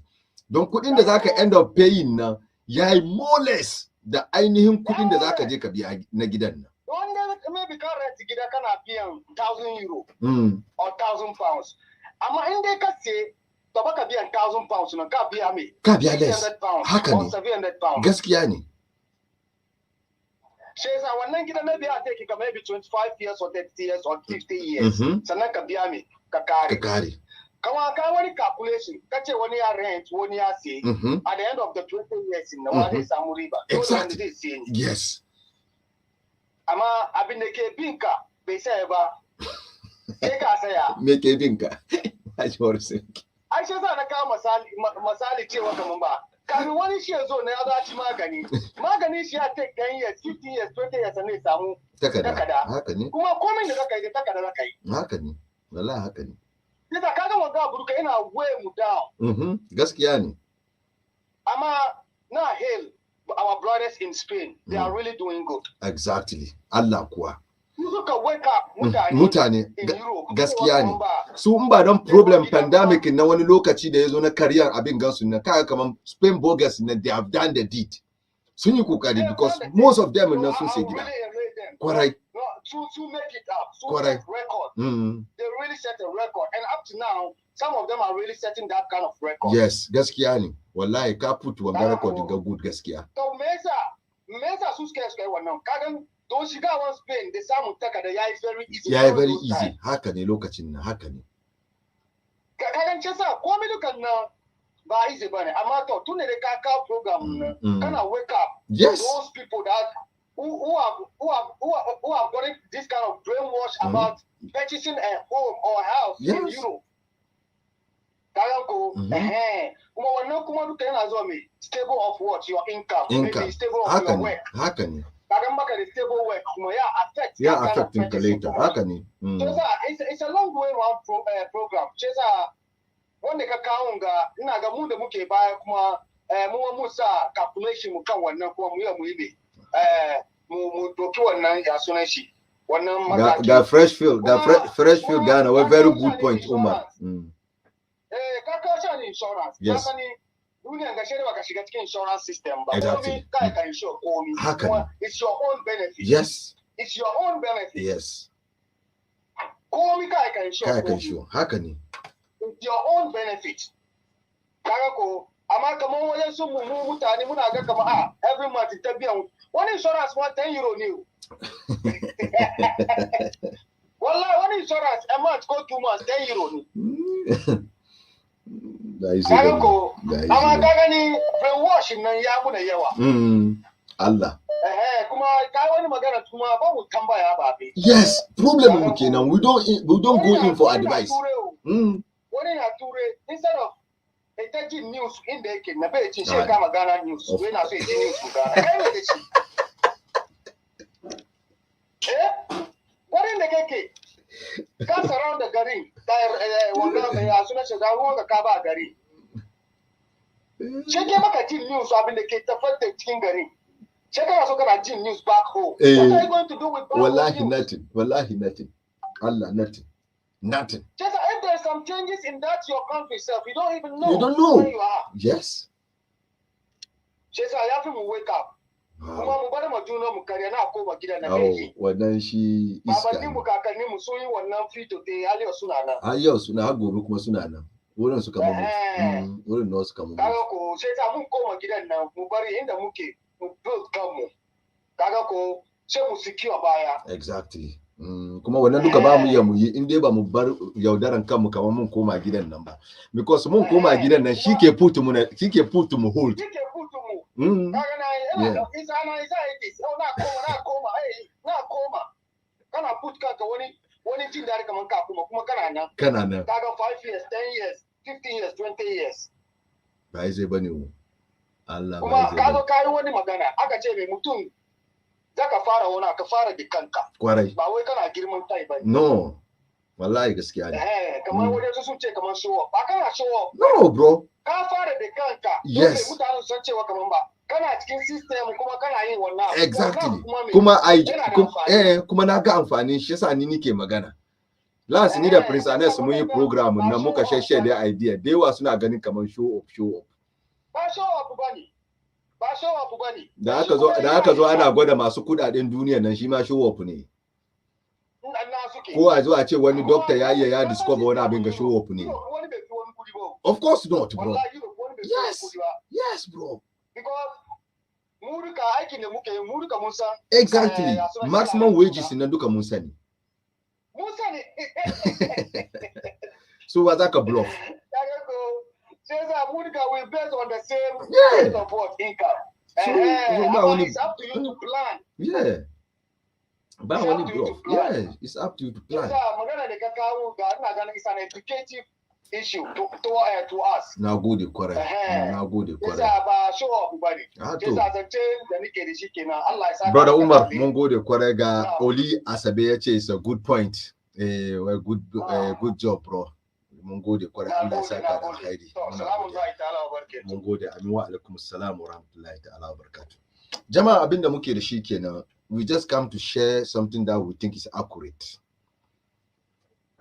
Wallahi, shi yasa muna ganin kowa na nan kuma muna gaida kowa. Oli Asabe barka da hawowa, to sannu ka dai shigo late. Yanzu ku bar mu ji, ina jin wanga video ga wani ku kun ji, wasun ku ba ku ji ba, abin al'ajabi. Problems da muke face Africa kenan. Ka duba kudaden da suke karbowa waje, me suke yi da shi? Kudaden da mutanenmu, leaders mu ke karbowa, billions of euros and dollars suke karbowa asirance. What are they doing with that money? We don't have good rules. We don't have good healthy insurance. We don't have nothing that you can point. At least we have this babu koguda. There is nothing that you can say, at least this babu. So, ga sarkin gawo. To sarkin gawo. Anu alaikum salam, barka. An gaishe ka, barka da hawowa. Sarkin Hausawa na Niger. Ka ji da shi. To, Audu Ture, ka dai ji abin da muka shigo da shi yau. So, me kake da shi da za ka faɗi? Okay, ni nawa da zan faɗi kamar karshe kai batun show off. To, ba ka faifa show off na ai ba laifi ba ne, ko dai laifi. To, wallahi shine ba mu sani ba. Last program da muka last 2 weeks mu da Prince Anas, da muka zo dai muka babbara dai labari dai yanda things yake da how to even move forward. Some people take it just like kaman show up ne ko wanna have something like that. So she na ganin kaman no, if you are not ready to learn, just put it aside, but don't take it also like that. Kaga this is part of problems da muke samu. Mamaki fa, wallahi mamakin Allah. Na sa watch $20, she ka sai na $200. Wannan an show off day. Exactly. Amma ba kana yi don wani ya feel bad. Exactly. Sai karamin lori ka sai babban lori, ai show off layi akwai su daban-daban. Akwai su daban-daban. Kana so ka intimidate mutane. Exactly. Ka gani. Ka gwada abin da kake da shi ko show off ne ma ai of a good use. It's a good use, bro. Wani na alhairi da sha ce ka alheri ka boye, shi wani bai gani. Shi yanzu muka gane kuma bayan saboda Allah da ake yin nan, wani kuma na duba saboda wani kuma yayi. Ya duba halin wani shi ya koya. Exactly. Duka saboda Allah no. Exactly. Wallahi program da ya yi fine. Thank you. Batun mortgage nan. Yes. Ka gani, one of the best thing da mutum ya kamata ya yi. Wow. Batun mortgage dai, ba ka fai hukunce 20 years ba. Kaga mutum ka sai gida banda kudin da kake sawa cikin. Gida ba mota bane, gida ina appreciate. Yes. Gida ina tashi, ina zuwa bisa. Exactly. In ka sai shi 150,000 ne, ya fara zuwa bisa. Exactly. Kuma kudin da kake sawa cikin yana rage 150 ne. Yasa kana tara kudin. Exactly. That's point in da ni nake hit no more kenan brother. Shi yasa za ka compare da kai da wani da ya je ya haya. Akwai difference mana. Shi ya je ya haya kai ka sai. Shi yasa kana indirect service. Yes. Ko ya hayan da ai ya sai ne, amma ba nashi. Ba nashi bane. To shi ke biya ma wanda ya sai. Very good. Shi kai ka sai cikin sunanka. Don me shin nan na farko kana biya ma, inda kana biya 1,500 ko 1,000 euro ne. Shi mortgage shi watakila 800 ne. Kwarai kuwa. Fadi da kuwa. Kana biya mai gida kuma kana mai riba kuma cikin kuɗin. Yes, wani haka ne. Amma ni wurin da ra'ayi na dai ya yi wuri daban ne batun komawa gida.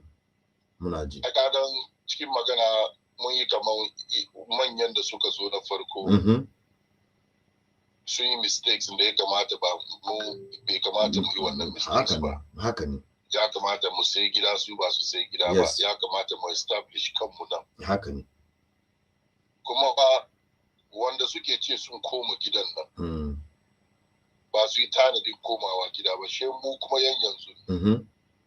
She mu ma mu gyara wurin. Mu duba yaya za mu yi mu koma gida. Haka ne. Tanadin mu nan she mu fara yi steps da zai bar mu ya mu koma gida. Don kagan gidan nan kowa da yanda yake ganin shi. Haka ne. Wani na nan gidan nan ya fi mai. Haka ne.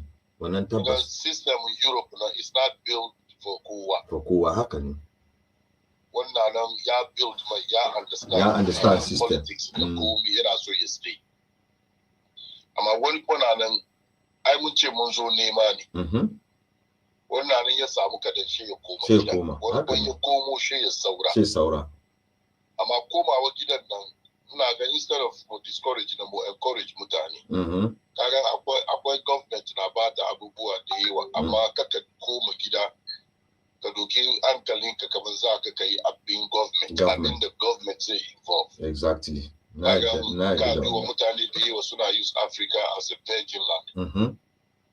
Komi kake so ka yi Africa yana nan haka ne.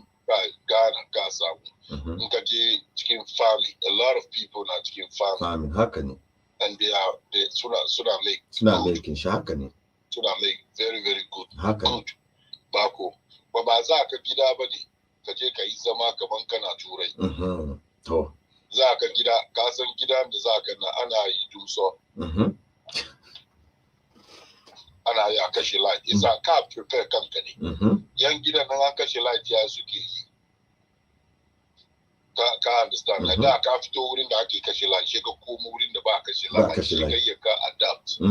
Haka kuma ka koma kuma in ma ka yi solar, ka sai generator, ko kuwa ka koya yadda ake kwana cikin dufu. Haka ne, dole ba? Ka understand. Komawa gidan nan ba ka faifai ce ka samu lokaci mu yi program ka gani. No problem. Amma komawa gidan nan is not a bad thing at all. Haka ne. Kuma mun use racism saboda ba rent mana daki. Ai example da ka ba na ba racism bane ai. Domin yau Ghana in kana kowa ke da gidan da yake hayi duka. Sha ce maka kaka hayi ma Nigerians. Haka suke fa. Exactly. Wai saboda sun cika gidan nan sun bata gidan. Ai ba racism bane. Ai ba prejudice muke yi ba. Inda an ce su ke gyara gida. Da su zamu ba. Da su zamu ba. Isa kamar yadda kace yan Ghana nan za su fita. Suna ba da gidan. Most of them. Ba dukansu ba. Most of them. Ba racism ake musu ba wannan wuri. Ko ni ne ko kai kake da gida ne yan Ghana na bata ai ba ka wala ban ba su isa she yanda ka fadi mu mu gyara zaman mu in ka shiga gidan wani ka yi responsible. Yes. Ka yi ka keep gidan nan ka gyara gidan saboda in wani zai zo ya rent shi ma in ganiya ne a yaran timi shi haka ne. Amma abinda ya kamata kuma mu yi number one thing, the most important nan mu fita kan social. Ka gani kan social da muke nan shi ke bar ba mu yi mu ci gaba, shi ke bar ba mu yi komai. Wannan haka ne. Don ba ka da so kana live on the system. Kai kana gaggara da smart. Yaran ka sun tashi sun gani. In suka gan kai irin wannan life kake yi. Me ke gwada su ya su saki. Kazan turawa na ce wai monkey see, monkey do. Of course. Abin da biri ya gani. Iyayen shi ke yi shi ma ke. Charity begins at home kenan. Isa kai ya zo kan kai nan ka ce ka rabu da manka. Ka ce ka rabu da matanka. Sorry. Don ka samu wani lashe a baka wuri free ana baka wani abu kadan. Ai kagan ba abincin gaba bane. Allah kuwa. Don kagan kana da social nan in kana wuri ba wani kari wuri. Abin da ake baka shi ake baka. Yes. Amma kagan kana aiki akwai improvement. Yes. Kaga cikin aiki ma ka bi ma wani aiki daban. she ka jira wannan aiki kuma wuri kaza ya zo biyan su ya fi wurin da she ka bar wannan kuma ka koma kana iya ka beta kanka kana aiki kuma baka da ya zance kamar mutum baka da shame. Living on social na is shame.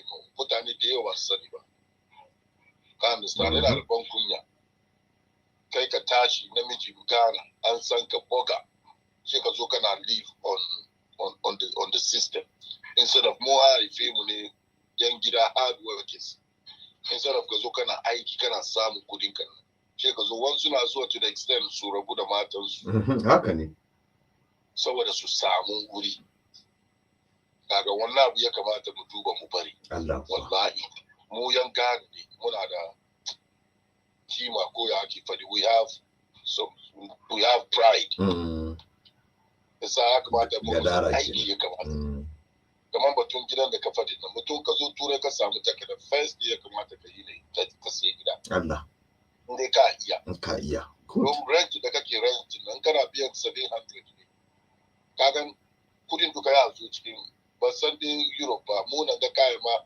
taxes kama kana yi brother ana yi mana ana yi ko me ka je ka claim shi back ka claim you claim all of them back. Thank you. It's why do you rent if you can buy? Kuma rent na yau za ka sa da shi kudin da za ka samu ya kudin da ka sa. Of course. Kana garin 10 years ne 15 years ne kana biyan. Kuma wanda shi kase wanda kake rent wurin shi nan wanda kake rent wurin shi a da end of the year na shi ya je ya file tax shi ya karbi kudin kuma kai ka biya. Kai ka biya kuma kana ba shi riba. Kana ba shi riba kuma. 800 ko 700 ko 1000 ne kudi bai zo rent maka 1000. Of course not. Don wani abu ba ta gidan da bai zai gyara. Sai a ce maka 1001 ko 1002. Yasa 200 da shi ma lashe shi kenan. Yes. Da zai ta gyara daki. Kuma ka sa kudi cikin yayyawa wata shekara 5 shekara 6 ko 10 shi zai sar da shi ya cire akwai abin da suke kira kuma line of credit. Yes. Kamar ya sai gidan na 150 aka zo aka praise gidan nan for 200,000. Yes. Ko 300,000. Yanzu ba karbi loan against wannan kudi. Yes. Kaga yana da kudi kenan. Yana da kudi bayan shi interest da ya sa maka mamakon ya biya ka biya 800 kana biyan 1000 shi yasa shi yana samun 200 shi extra every month shi nashi kenan. Nashi kenan.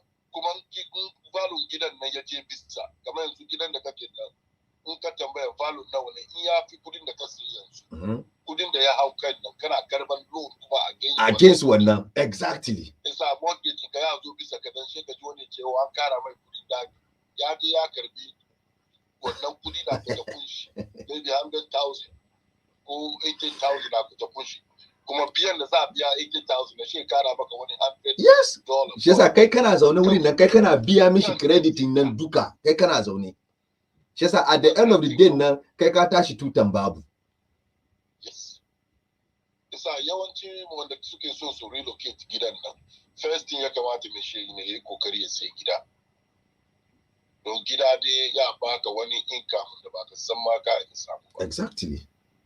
Baka san ma ka samu ba. Kaka worry biyan da zaka biya don kana biyan kanka ne. Kuma anytime dan kai wannan gidan nan bai taba devalue shi always yana abin gani yana shooting ne. Ya appreciate it ko bisa. Shi always yana shooting. Sam gida bai devalue kun kana neman ba ka so kai wani investment to buying your wallahi shi za ka gani yanda nake kiran shi wallahi indirect savings ni haka nake kiran shi ko ga fa da kana rent sannan ka sai gida ko yes. Okay, bari in tambaye ka question ga. Da an kana gida in ka ji wani bai shekara duban waye fadi ko don kare shi ka je ka duba. Mana. Amma ka sai da ka ji bai shi ka ce yanzu waye fadi ko wa ke ba ta maka gida. Da kyau kuwa. Wallahi da kyau. Yes. Sai da it becomes part of you. Kamar kudi bari balle wani buga wani Allah shi kana ba ta maka gida. Amma da kake rent now it's not like that. It's not like that. Kuma ka make sure everything is intact. Kullum kana cikin gyare-gyaren kayan ka ne. Ka make sure komai yana nan jajaje. Yes. So it's a different ball game. Wallahi. Ba ka sake. Ka make sure komai na intact saboda wangan nan property ka ne. jininka ne wahalanka ne, so you make sure that everything is intact. You see the difference. Mun gode kwarai, mun gode kwarai. Mun try kuma mu gani batun komawa gidan nan mun kawo program shi special. Ya za mu yi da shi, what is the way forward? Dewa suna plan ne za a gida, amma bai plan zaman gida, sai mai shi da ya teno ya komo, haka ne. Bai ajiye ya komo ko ya kai ka. Yes. Shi ne kana da wani abin da ke baka wani. Haka ne, wannan tabbat ya kamata ya zamanto wannan wuri shi ma ka building shi if only you are ready to go back. Kuma kana ka make sure abin nan kuma fix ne. Fix haka nan ne. Wallahi haka ne. Wani na da ya sai mota ya kai. Mota ne ba kai kake turawa ba, kagan chance akwai abubuwan da yawa da you don't want to invest. Yana da kyau amma the chances nan ka doki karfin ka kasa wani. Imagine wani ne ya shuka itace. Ko itacen mango ne, ko itacen kwakwa ne, ko dai itacen wanga da ya tashi ya saya. Ai kagan faduwan shi na da wuya. Akwai wuya. Wallahi akwai wuya. Dai wannan ke ba shi abinci. Akwai wuya. Ai kwakwa ne ko ya kai ya tashi ya saya.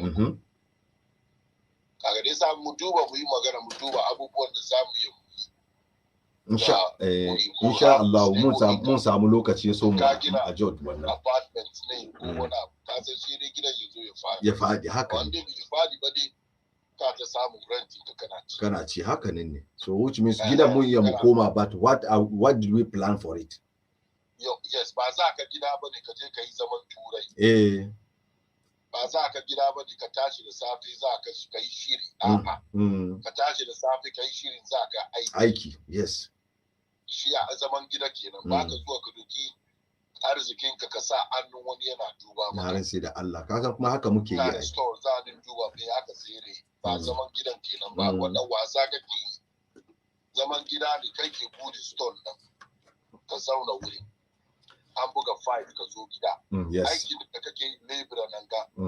Ka je ka yi gida, kai ka yi makanka aiki. Yes, to wannan dai kai ka zauna. Wannan dai maganan ka haka ne. In aka ce zama, kafin shi kada ne zama, wanda ke ce zama ya je ya zauna, ya je zama ne ya komo. Ya je hutu. Ya je hutu ne, ya komo. Za ka karko da mutane shi. Ya je hutu. Allah ya je hutu. Ba wannan ke ba, ka tashi da safe, in kana da shanaye za ka garki, kai ne mai duban su. Brother Ture ba, ka duba garin ga wanda ke da shanaye duka, in shanayen nan na daji ne, kaga gidan shi na manne da gidan shanayen nan daji ne. Wani da wakili, Allah komin shi wurin ne yana kwana yana ganin su. To amma mun fa. Yes, wani ya ce wai daji, amma bai san kaman mai arziki ba daji yake ba. Ana bin shi ne yayi. Ana bi, to ka gani. Wanda suke cikin gari sun zo ake baka nema abin wani. Bana. Yasa hau za mu wurin brother Kafe, shi ya zo an kama kaji, ya komi na wurin. Amma ka farka wani ya fito ya manda da kai, wani ya manda da kai, kai ma wuri kake. Amma mu muna so, babu so mu. Dubo kana turai, sai ka ce zan take big adjustment, zan take big chance mu koma gida. Da ka koma gida kuma, sai ka ce ni ban ya bar maybe a babu zango, ko ban ya bar Accra Delta, ko ban ya bari. Ka bar turai, akwai unguwa cikin Ghana da kai ba kai ka bari. Wallahi babu. Ka bar turai wurin da medical da su ya fi na gida. Allah. Security su ya fi na gida. Education su ya fi na gida. Shi kai kace ka bar wurin za ka koma gida. Da ka kai shi kace unguwan gade ni ba yamje sai kauye. Ai ka gan ba ka plan ka je gida bane gaskiya ne. Wasa ka je wasa na idon ka, haka mutane ke fa wasa na. Allah dai sa mu dace. Kaga zuwa gidan ya kamata ka san abin ka san da kuma ka yi tunanin shi, ka ba kanka 5 years ka fara plan. Maybe ka be 4 years ka ga kamar no abin gaba abina bane. Kuma Audu Ture kaga maganan gaba ka make point sosai, amma ka duba kaga arnan ga dewa sun decide za su koma gida, suka koma kuma suka zauna. Yes. Dewa. Zoni akwai waɗanda lokacin da muka zo mu da su ne Holland, wallahi most of them yanzu haka su sun koma. difference ne ba kana so je a sunan shi timber market na kuma shi ne na kira ne masu sadda itatunan da ka ga ya zauna Germany haka ne ya zauna Holland ya zauna haka ne da kyar ka gan irin mu a ce ba ga turai ya fito nono bai haka ne in ka je wuri komi ka je ka gani to ya kamata mu koyi irin wannan kuma mu rage abu guda kuma ne mu rage buki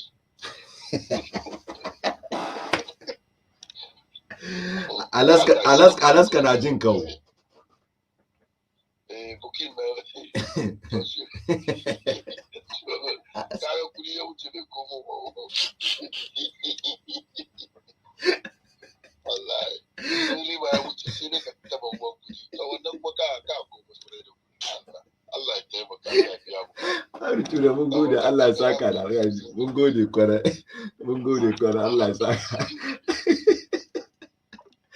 kaje har tura wai riba ya wuce dan ne ba ka taba uwan kudi to Ramatu Alaska barka da hauwa ya mutan Dubai ana shan daɗi ko to a sha daɗi lafiya ga dan uwa nan Salisu Muhammad yace small boy kafefe good work mun gode Allah ya saka da alkhairi sannan Oli Asabe shi kuma gashi nan to ina kiran sunan shi ga yana kira mu je me Oli ke da shi da je fadi to Oli assalamu alaikum amin wa alaikum salam Oli barka ya garin barka da Ramatu wasa muna gaisuwa barka da hauwa to mu ji Oli me kake da shi to waya barka da babban aiki to mun gode Oli ya sunan brother ne sauka yanzu ganna Audu Ture wannan sarkin gawo kenan na Facebook ya yi kasani kamar ya karbi maganar baki na ne amma nace ya kamata in kara wani good na san dai man ya kamata mai rimi rana ya batun komawa gidan haka ne amma tun da pointin ya zo ci kadan bari in taba wurin nan kadan saboda ya important kaga maganar da ya faɗi 100% haka ne ba amma kawai ni na try kuma hajji din na ciki na ta zuwa na zo na gida almost 1 year wow to na je da container ne da na je da container gaskiya shi ban ji ba first time ni container shi ne bashi na kuma da sun bashin da na yi na duka ya fito problem duka ya fito wayan seaport ne kuma lokacin nan da crisis da ya zo mana kai magana kai batun wani crisis ne 2018 after that nan kenan na garin ne rikice ina gano bari ne wani abu ta yi kadan yes at least kan da za a yi karfi na ya koma gida to shi na fara yin container gaskiya da na je seaport ba su bar Najeriya yin container ba shi ne ba shi inda problem yake kenan mu internal business mun na ga seaport nan wallahi babban yaya in baka da zuciya kana asara abu da shi kicin ta su ni na aikin container ya kai 10 years na bari I know. Na sani kwarai. Allah shi ka zama mai hankulin gaske. To wato guda na bi seaport amma ina gaban ban loka da kuma bi seaport. Yes. Wow. To kaga cikin maganganun da yayi auyi ture yi na. To da na je gaskiya da ban ji dadin wannan ba ni da kana ji na sauran na sai da kayana. Exactly. Kuma wallahi kana ji babban yaya. Dukkan sun ga na zo kaya shagon wani dan wana. Mai 5. Ina sai ina ciniki. Ido na yayi to muna tayayya kan price akwai wani masiyacin yaro da zuciyar shi mutu yana bin yankar arzikin da cikin zama yana so ya bisa yana kallo na kamar dai a ce da kawo gaggari bukan da ke tayayya kan kuɗi kadan yana kallo na wallahi ka san in ba ka lakin mutum ni ido shi na kanka wallahi Allah na nuna ma shi ina daga ido shi na gashi na kallo na bisa stores na yana min wani kallo shi muka gama ido shi cire ido shi bar wurin sun fi son ka zo ka danka musu fakatai su ta cin kudin. Kan kaya yana ba price na ce ban yadda ya bar ni wallahi yana sai bisa yana kallo yana min wani kallo dogo ga kan da yake gaddama kan karamin kudi. Yes. Ni ba na san me yake ciki. Exactly. Wallahi so da na san da kayan da kari ban ji dadi ba. Shi ina neman intra business to akwai wani yaro zangon mun nan yaro a babun nan da ke harkan kawo motoci dogo. Shi na kawo kudi na bashi. To shi ma ya takura min lokacin da kama ga kudi na hannuna boga harkar nan na tafiya yana zuwa ta wasu motoci shi dai ta kura shi da ma na ce to ina nemo na abin yi ba gashi nan je ka so guda tunda kana zuwa ka so ya explain kan da yake ka so ba you so next time Allah da shi fara bin kan da kan da mu ga yanda abin yake ya samu kuɗi sai samu kuɗi wallahi shi na kawo kuɗi na bashi ji so motar ga kiyariyo ko kiyariyo kana shi Rio na san shi kiyariyo yaje so farko ya kawo ashe lokacin duka business shi na ya mutu amma ni na zo na fara cikin magana da nake wanda ya san wannan da maganan nan sunan shi Musa yaro ya san da wanga ke sanya wallahi na kawo kuɗi na bashi yaje so da na biyu shi na ce mai to yanzu nan Allah sa ka koma ana cikin azumi in ka komo ba ka zuwa kuma na bi ka next time shi mu sai mota biyu ni drive guda kawo amma ban so je cikin azumi ba saboda azumi na buguna ina so bayan an sallah an kare lokacin ta binka muna sai mota biyu ni ma drive guda yaran ka kuma su drive na guda ni so nan sai kai kana da customer ka nawa ka ba na rawar abu kama ka ce na ka exactly wallahi ashe na ga ma akwai sauran kudi kenan ba to ranar bi ban na kwana ba babban yaya aka yaron bai fitini ne na kawo kudi na bashi na kara mai so mota biyu shi kenan shi laira magana gana nake fami ka dauke kai wa ba an kowa san da wanda ke sababu wani ba ya ce ma Musa in ka ji kis ya tashi da mutane ba kwasu ba yana bini yanzu haka na jira kama shama ba komi kasa kamar last 3-4 years na jina ba komi kasa don lokacin nan magana noma kana san kiyari guda da Mazda karamin wanda ke taxi guda yanzu kiyari nan ma nawa ne yanzu ba bayani to lokacin nan kudin nan kuma yasa ba to almost kamar 8,000 euros to yanzu 8,000 euros bai zai maka bai sai wannan motocin nan bai to ka gani so shi baya maganan shi ne sa na dogon maganan ganin haka ne ne za ka yi abu kabla za ka yi wani abu gida to sai ya kan kafanka ba da kowa ba abin da yasa kaga kamar Afirka mu bai ci gaba kenan shugabannin mu tunda mun sa garin hannun su yi gana wallahi karshe ne babban ya in dai mutum kai ne zaka zo na gana to ka bai shi kai ne president kanka kai ne ko ni kanka in ba ka bari ne na fasa bai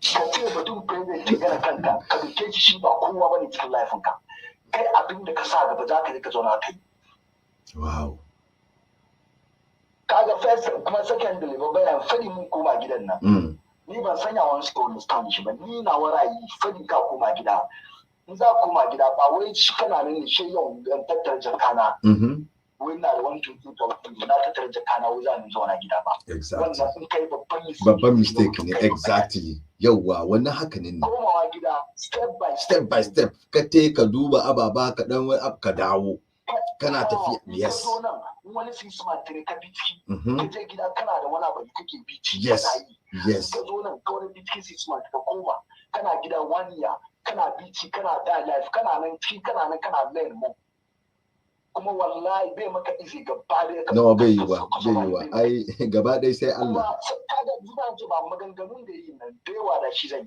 yi kuma da yawa muna expect kan da muke shiga zara muna sai sababbin kaya muna sawa muka je gara kokwanci na kana kaga wannan bai kuma expect kaman kayan ka duka fashi ya koke ka zo kana sa shi ka sa kayan folks wannan ka san wannan haka ne to kaga wannan duka mutane asabe ka ji magana ka san wallahi ni na taba zuwa na je ina zaune shagon Hajiman su wallahi wata ta zo za ta wuce da wani irin shirt masu kyau da t-shirt ka san na sai su na sai wurin nan ina ga maman su nace duba kudin da ma zaka sai shi nan to inda kaman wurin mun ganan gani ma yafi haka nan because lokacin kaman 5 CD suke saida shi ne ko 15 ne na gani nace ni na zazzabi wani na sai na biya baba ya wallahi ne daki na sai ga wafuna tana iya ta shiga gari ta sani da so irin tracksuit ne kan ga kwate sun ga ina kan je gida ta sai ta tara ni yes because can nan wallahi kana don force na ake kai gidan nan first grade ne nan ga ka shiga cikin second hand nan zaka sai t-shirt ko shirt guda 5 euro ne wani ma 4 euro 50 ka gani mutum na expect kamar in zai koma gida ya kamata ya continue maybe ya tattara kaya bagi furi ya je da shi yana sawa wai ga sun fara kokewa shega duk sha fara yani kuma kaga zan gomo ban yayan wallahi tuma ka fadi je bisa ka komo ko me kai amfani amma da Allah kana so je bisa ka komo so shi ne ban ka sani har yanzu fani ban taba sai lori mato nake sai na hawa ka huta saboda ban son sai lori na hawa gobe a zuwa ga kamar na san lori nan amin dariya so shi ban na tashi na sai lori na zan sayar ma kai ma ka san ba ni wani ke ji ba sai da sa ka ga wani ya fito ya sai lori na kwana ci gobe shi kamar ya mun da motar na yana bibin su yana neman kuɗi da jami'i to shi fara ji dariya to wannan duka na sa gaji da kare fitar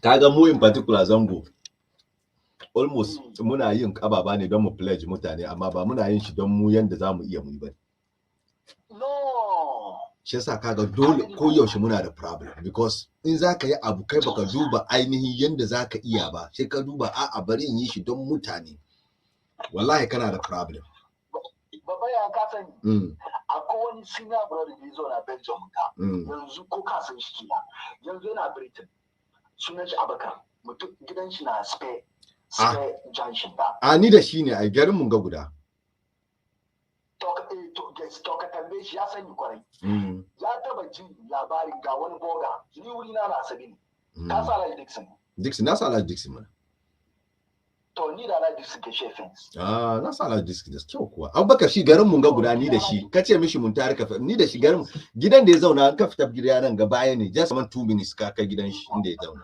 mutumi na ne sosai shi ya broda na ne bai wasa da ni ba sam ya duke ni kaman kai wallahi ya samu labari wani boga na ne yana aza concrete gidan shi yana aiki shi da kanshi ya ta ko zai gani inda ya sani shi ya Abubakar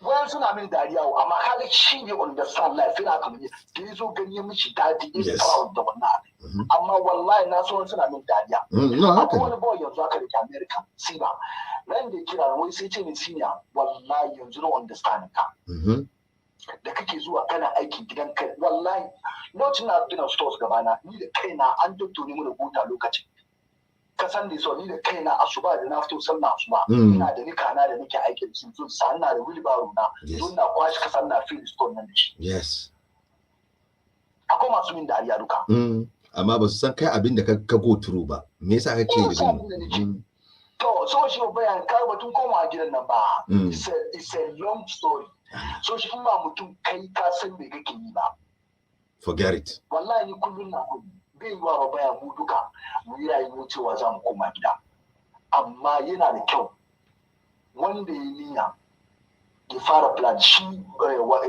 dan wifi din in dai kai niyya tun da ka fara plan wannan shi haka nan ne kuma maganganun shi nan da yi na ya tada mutane bacci saboda me muna son mu koma amma ya za mu koma kuma planin ba mu yi ne shi yasa ba mu iya komawa yes babayan ka sani wanga abun ka duba kaga ana ga iyayen wayan sun zo gane ne suka so sun koma gari suka koma suka saura gana amma kuma sakan da babaya na sun ka zo na Najeriya ba mamaki kwarai wannan abin nan ya disappoint gani yanzu wa Najeriya yau ana so a kuma gida ba haka ne wallahi haka ne dan nan 80s nan da aka je Najeriya shi ana kaman gana da bai kare yiwa kuma aka tattare yara aka zo aka hayyafa wuri to yanzu ciwo ake kuma da shi gida no haka ne wallahi haka ne da daman su yanzu shi bai da lafiya ba yanda za a yi da shi tukuna a tattaro da shi a kawo shi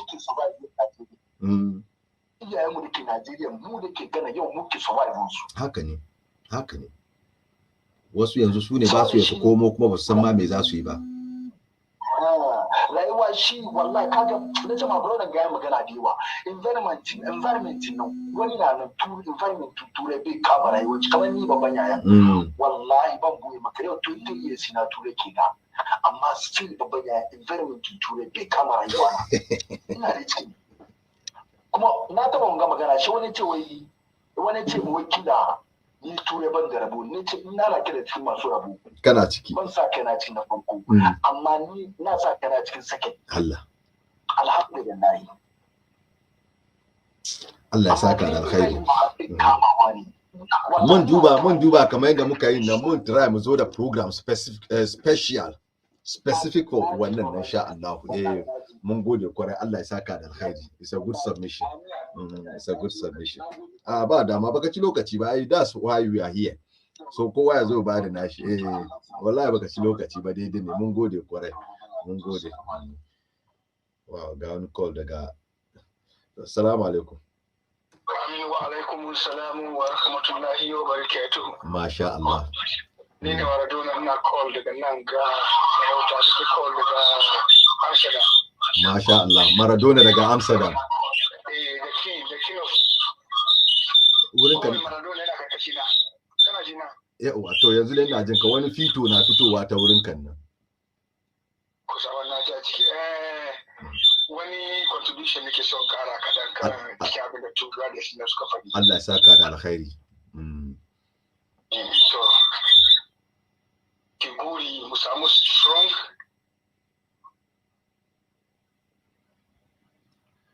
wow kuma muna wasa kwakwalwa yana da kyau da gobe shi Allah strong ina ce ina mean strong ba strong wanda ke da boldness wanda ke da confidence different style yes kaga na farko da aka fara na I miss a lot of things haka ne kana sada ba da ke benefit ba ta is welcome call don cikin mistake ake gyara haka ne ina yawan binka ina yawan jinka oh fine with last week man so kira da drama ne zo da because she issue na topic ne da kuma ya mi very interesting zone kanta wani abu da shi rayuwa ra'ayi in abu duka ake cewa submit kawo ra'ayinka to baka yi kamar ka champion abin haka ne haka nan da mutane ko da shi kowa da ra'ayin shi haka ne to sometimes ne kai kuma da kake baya in ka disagree ne kaba ka kawo ka yasa listeners nan sun judge kowa ya je da gutu sun judge haka ne to shi mu move forward haka ne amma kan batun yau maduwan da ake yi yau is very very very nice topic ya gode kwarai amma sometimes kaga kowa na da different of opinion yadda ke assess opinion shi haka ne ka understand amma to me as a mutum da ya commit kanshi as a hustler still ta gaba kamar 99.9% ma zan ce maka wow suka bar gida ba jin da je kawo kowa ba haka ne ba mutum bari yana gida na zo je da barin bar gida zo da wallahi wani abu ya kawo mutum haka ne tabbas wanci abinda yake ya kawo mu talauci haka ne shine farko kuma gaba da in mutum na da lori guda da har yazo yana da kaman wani store just store haka to me kudin gonku nan duka kenan Allah kuwa ana yi je maka yi haji to shi kenan dama bisa da kasa ne magana ya kare seal wannan ba shi bane abun nan yau ɗiyan talakawa ke shoda da su ma yanzu ma ka duba ma positions saboda me an yi mistakes cikin life Allah da yawa bila adadi ga mun zo yaki ne yaki kuma aka je da ka ɗauki abin a yaki ka shiga yaki wanda ka komo da life ko ka saura ba life ko ka zo da guncecen kafa ko ka zo da guncecen hannu ko ka zo da kominka amma kullum ka tashi cikin rayuwa kana da fargaba na rantsi da Allah da kuka ce da wani dan wanka ya saura wallahi gaskiya ne point sosai kake making na wallahi yaki muka abin da nake so shi short bro we should stop deceiving ourselves exactly wannan addu'a ba duk wanda yake so ya fita Ghana batun Ghana nake yake so ya fita ya zo advance world Allah ya ida kowa iko ya fita amin don son annabi amin to me yasa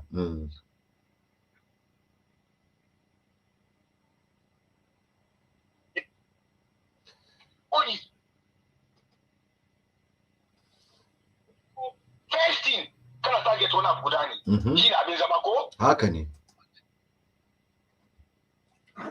layin ka sannan waɗansu dabaru ya fara zuwa maka sannan ka fara zuwa gida ka je ka yi holiday da farko dai kai ma ka abinci ka sa sai ka yi kana so kowa ga boga to yau ka duba samun da muke ciki da wannan abin nan duka ya wuce yanzu kusan kowa ya bar yin wannan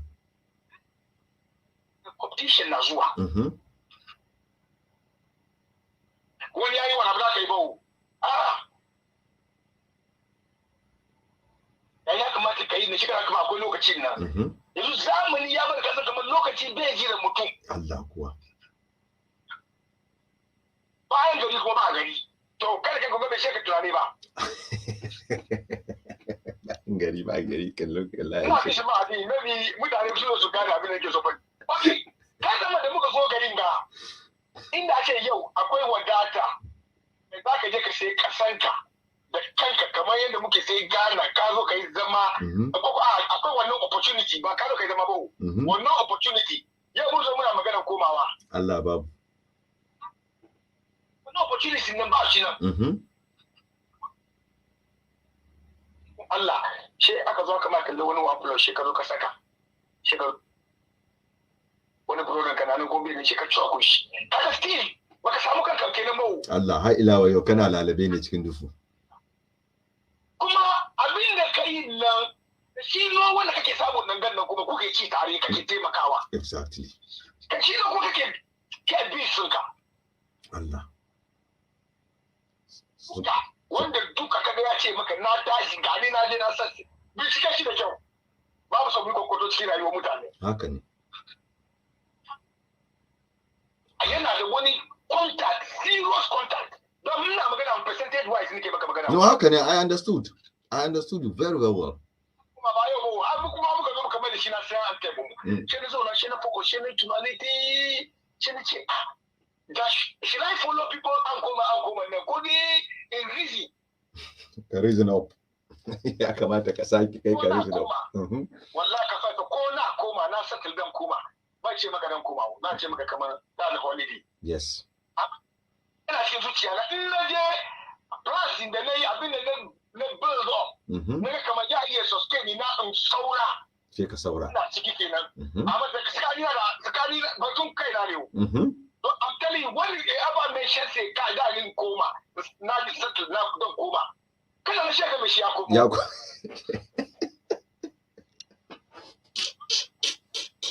Kaga akwai abin da yasa mutum bai koma o. Karfi ne o. Kaga mutum na ga kamar na sai two taxi. Ko gunna a sai kan destiny potauci. Ciki blessing Allah ya blessing ka ko da kana sai da abin wanwa. Said, Allah ya bless ka da ato shi ka champion. Haka ne. Amma ka ga wani na yi daga gida o.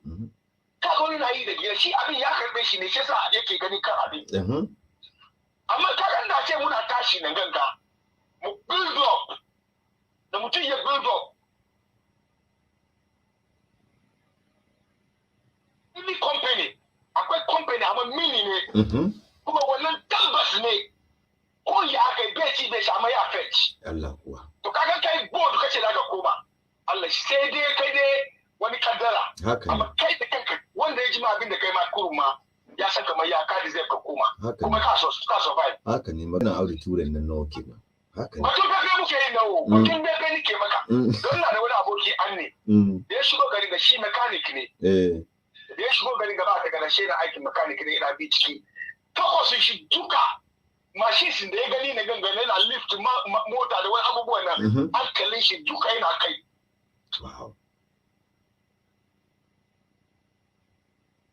Shi ya je sai mashin da ya zo ga da abokanai shi na sai mashin na ke daga motar na kai sai suka fara mai dariya.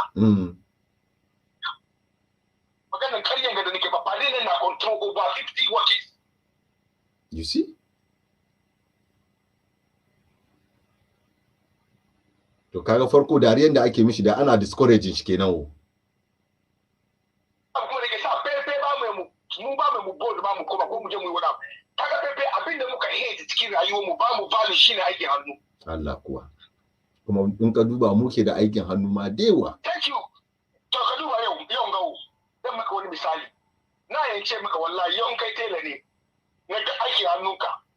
Na ga kace maka koma gida na encouraging ka. Amma na ce maka ka sai machines na ika sai machine. Sai machine kamar 10 ko 20. Kai ai shi kuma da ka bude factory ne don ga mini company da yake ga maka kenan haka ne okay da kake gida sai ka samu wani store sai ka kola list za ka yi ma store sai ka zuba machine nan yanda za ka shine machine nan ka kawo ka zuba ba za ka je ka nemi contract wurin shi da bai in dai ka lobby ka push bai baka ya baka da ba yi zo wuri ka naka you are serious ya ga standard of abin gan kama dole ya baka diamond goose kai wa gida a ƙarshe dai kana da wani godfather da yake supportun ka wannan duka kamar da brother ne ya ce wannan duka yi come to story kamar yanzu gani na sai abina 1 CD na je na sai wa 1 CD 20 pesos sai kana baya sai kana min dariya wai ga ina ciniki kaga ba ina da kafin zuciya ka kai min gwiwa ke kwarai kuwa abin da ke faruwa kenan ina ne kai bai kallon shi bai kallon shi duka kuma da mu build wanga courage ba with that kind of one rayuwa yana need focus ni da yake wannan magana nan duka ni na understand because ni na yi wannan sana'a duka I know what he's talking about and I know how it goes in mu duka muka ce za mu ba da history mu kaga kamar mu majority kowa ya yi 1 foot ahead yes kowa ya yi 1 foot ahead ka duba ina mu je muka sai kasawo tunanin mu duka yanda za a yi iyalai mu su samu wurin kwana haka ne ya ce ba bai gada iyalai shi ba ya yi gini bai gada musu ba ya kwashe yan hanyar sa a ciki ya build up kamar 10 years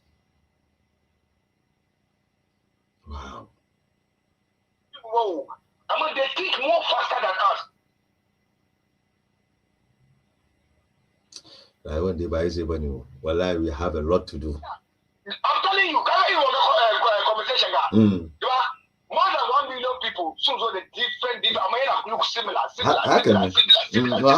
haka ne don yanzu kaman conversation da kake yanzu hakan ga filin da kake bamu da yanda Audu Ture ya zo ya aje maganar shi da wanda ya sauka kaga duka yana shiga yana fita to kamar yanzu ga ba duba ni wani aboki na sa ce aiki inci ina leave Amsterdam na kyautata mai liyo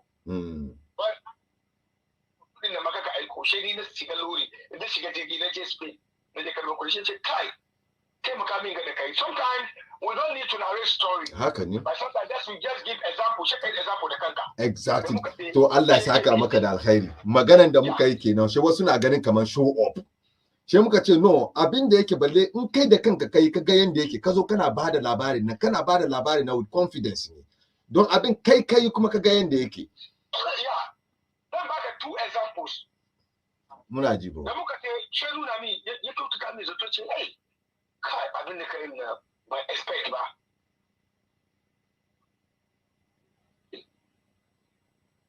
Allah ne ya naka gwada ko dai gwada na harka wa harka injin lori ya ce a harka ban wahala ne don ka gwada min ya shari ni ya zai tsaya na ga dai sai ce ni ya aje 40 feet container amma bai yi finish ji maganin gawo man gwada maka alherin da nayi da me shi har muka zo muka tukan nan kuma zan gaya maka yana ganin kuɗi sosai to kaga wanda kin ga da muka samu kafin muna kira ga mu zama aboki haka ne wallahi kai ka bude mi wani abin arziki haka ne we have them a lot haka ne we have them a lot kana da fari yanzu kana buƙatar nuna maybe ina da maybe kai ka taba yi ba baka sassi ba haka ne ni rabo na ce so haka ne wallahi yana faruwa ba mu abu bane yana faruwa kai ku taka da wani ya gwada maka wani alheri exactly yana faruwa wallahi yana faruwa na kira abu brother na yake abu so kai ko so go na kira mai na tambaye shi kuma wani inji ka daga dudu abi yana mu bace ni kai ne bai ko gwada mai mu wuce ba ni ne allo ke mun je wuri slope na wuri da inji ne wanda in ne gwada wani ina so ce gaba baki da annan da ke dage ce kamar ya tumbiya ku ha sai dona amma ban da gani waga wani abu kamar da take ba ido balle ka gani muka kai aka zo abin sai wanda zan iya sai na invest kudi sosai muka kai Ghana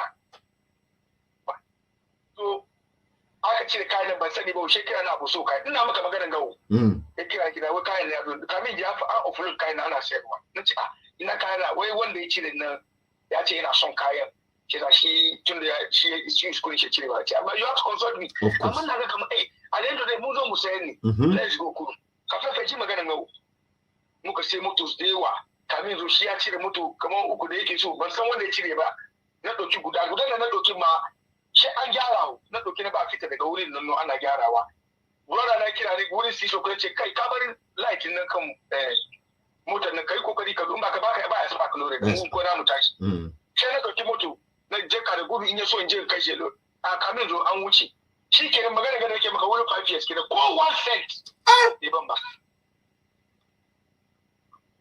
Wow. You cannot sustain it.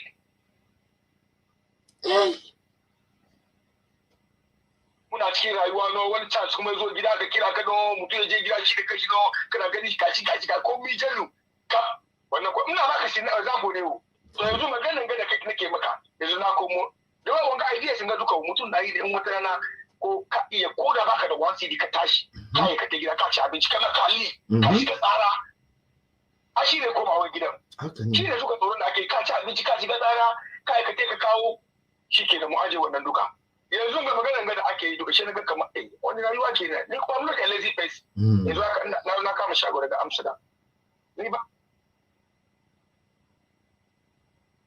a lot ciki yanzu ga shan zo na ce maka kafefe Allah lai na cikin cewa na koma gida akwai wuya yanzu ga karfi na invest less than that ya zama mutum amma kai baka ga hanya ba kai makafo ne baka samu jagora ba ka ce kai tafiya kai kadai ai faduwa kenan ka gani sai sa rayuwan ba a lot amma ni ban discourage mutum da ke cewa ko amma mutum kai nazari kai tafakkuri sosai ba ka koma gida kana sai da kayan ka ba how to build yourself amma wai dai hand for mouth kaga don rayuwar da muke cikin kaga kana taimaka da mutane lokacin da kake turai nan sun saba haka kuma ka koma gida investment da zaka yi ne ka san kamar you are not going to invest for yourself alone sun ta biyo ka kuma taimakon da ka saba nan da you want you to continue irin excuse da kake duban su daga gidan nan wani abu da kana ka bada wani ga abun wata ya mutu sannan ka talla da wani abu a dai ma ne gide kuma zuwa school in kana gidan nan wani duka ya sake haka ne no you spend more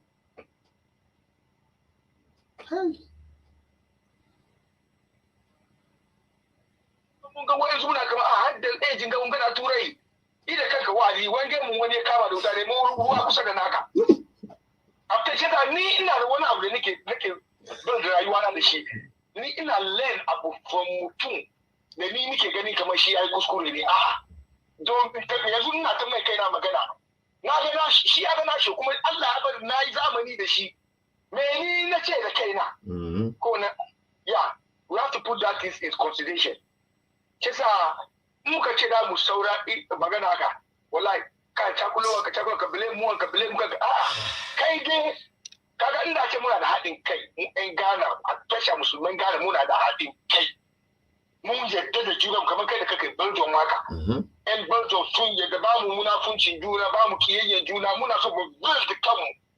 I'm telling you, 10 people of you there, or 20 people, strong 20 people, commitment people, I'm telling you, you start from somewhere. You can build a company. Akwai wani kanina yana Ingila yanzu hakan ga magana da yake faɗi kenan. Wai wanga failure mun gan nan duka ya fito wurin mu ne saboda rashin yadda da juna. Kuma abin da yake faruwa ne saboda lokacin da ka ba wani yadda lokacin shi ka ba shi upper hand shi ya tuce ka ne. Kashi da ma magana. Yes. Mutum ne ni na mai alheri shi ne ba zai ba wani kuɗi ba miss. Da dai ba ya je aiko kuɗi wai sun yi sun block shi. Gaya min komon shi ke magana shi batun magana shi ke ba firan shi ke ba. Shekuru na ce nawa ne. Ina nake ga maka ba kai kuma ka yi nazari da kanka. Allah kuwa. Ka koma. Ba ka komawa ya za ka yi kai dai sa cikin kanka amma mun gode da Allah kuka je gida don almost percentage of the buckets almost kowa ban cewa na san kowa ka san kowa yana da ɗin inda zan sa kai na so wani one step ahead kenan amma me da ka yi yana sustain maka sai na barka nan kaje mun gode assalamu alaikum wa rahmatullahi wa barakatuh brother mun gode kwarai wanga this is the touchable story shi yasa jama'a muna gaishe ku, Allah ya saka muku da alkhairi. Shi yasa what kind of future are we expecting back home? Do we have a future back home? Yes or not? The way our leaders, the way our friends, family, brothers treating mu mutanen waje, do you think we have a future back home? Wanda ka saba aika mai kuɗi ko ku ka saba mai alkhairi, bai fatan kai ka fito ka zo, saboda in ka zo abin da yake samun na ya yanke. Ka ɗauki abin da kake da shi kuma ka sa hannun shi, sunan ka wayo. In ka tafi kuma kai da shi ne ka sa shi gaba ya gama baki a tuce ka. Kana wurin ne kuma kana neman faɗi tashi, suna maka addu'an yanda za a yi ka komo, sun yi so su narkar da kai. Shi yasa yaya za mu yi? Ji Hausawa tsugunne bata ƙare ba, an sai da kare an sai biri. Ka san an yi tsugunne har illa ma sha Allah. Amma da haka ku bar mu je mu ji problems da ke Rwanda yanzu ko Uganda ne da ya sa me China suka confiscate airport su. Loan ya yi ma Afirka yawa. Yanzu ka duba kuɗin da ake bukata yanzu Ghana a karɓi as loan. Wannan kuɗin nan ya yi budgetin Belgium nan ga 5. Haka zalika garurukan nan.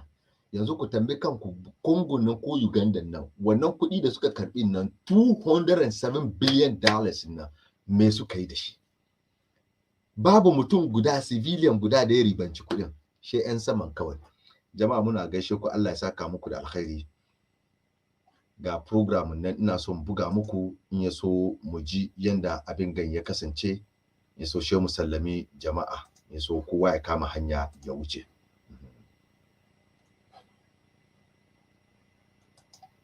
Sɛdeɛ da bia nkɔfoɔ ka sɛ no anoɔden paa. Uganda ana saa asɛm mu yɛsi. Chinafoɔ atumi ama Ugandafoɔ loan. Ɔmagye loan agye. Sɛdeɛ da bia nkɔfoɔ ka sɛ Nana Dankwa Akufo-Addo ɛne president ɔmotwitwa mu kɔ no ɔmunya abotrɛ wɔ besia bɔ mu no. Ugandafoɔ atumi abɔ besia bɔ ma sisi a yɛka sɛ Chinafoɔ atake over ɔmo Japadeɛ kɛseɛ so ɔmo mu paa no yakɔgye from nsɛm. Enti ebetima tena Africa na yankasa yegu yehu anim asesa. Wabra nkɔfoɔ yi amu ne ɔmo gyegye mu nsɛm Japadeɛ. Mesi ba bia no we yamfo ɔmo nya hwee. Sɛ Israel ya meti ɛyɛ very hard sɛ obehu sɛ China ni aba ha anase obi wɔ ha sɛ matɔ asase ni. Asase ni nyina yɛ ɔman ne dia. Enti ntimi mmɔ yɛ Japadeɛ ho ban. Sise Uganda deɛ si wɔ hɔ ni. Ɔma bɔ besia ma sise no China fo akɔgye ɔmo adeɛ so ɔmo bo. Because ɔmo de ɔmo ka. Enti gye si yɛsizi. Ampa so yɛsizi from nsɛm. Wo da me hwɛ video ni wi. Uganda has lost its only international airport to China after it failed to repay its loan. Uganda is the latest African country to fall into China's debt trap and had to give up national assets to China. In 2015, China's Export-Import Bank lent Uganda $207 million. The loan had a maturity period of 20 years, including a 7-year grace period. But African media outlets have reported that the loan had repayment conditions, which allowed the Chinese lender to retake possession of the international airport. Last week, Uganda's finance minister apologized to the parliament for mishandling the multi-million-dollar loan. And according to African media, a delegation of Ugandan officials also visited China earlier this year in an attempt to renegotiate the clauses of the loan agreement, but without any success. The international airport is Uganda's largest commercial and military airport and is best known for the dramatic rescue of 100 hostages by the militant group of PFLPEO and the Revolutionary Cells organizations from an Air France flight in 1976.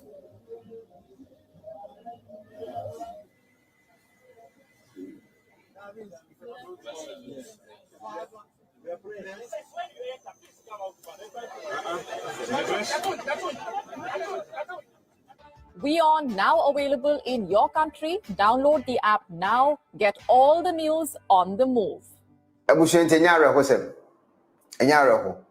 se enkofo a omo eji Ghana fo anaso omo ji Africans mo japade no yen papa mo ene yen politicians yi omo ni omo nyina na ko university omo ni omo nyina na eti university me si ebi kura wo ha na do kwale me se wo no UK ebi kura wo ho a ye wo mu abruchiri ene mrofu yi na tena classroom baako enso omo timi wie school no e ma mrofu yi san twa omo ho sa bebu omo obehem kura school time no na ye nkofo omo ye politicians yi no omo nim nyansa kura sen san mrofu yi e wo school dem mo enso ye den ene do time a ye bebu man anase ye den ene do time a mo wie school na mo ko ya baako ti mahunu nyansa abo baako besia beje baako japade ni nyina yi because say baako e plan future baako adwene ahead baako adwene etra de wo wadwene akwa akoduru no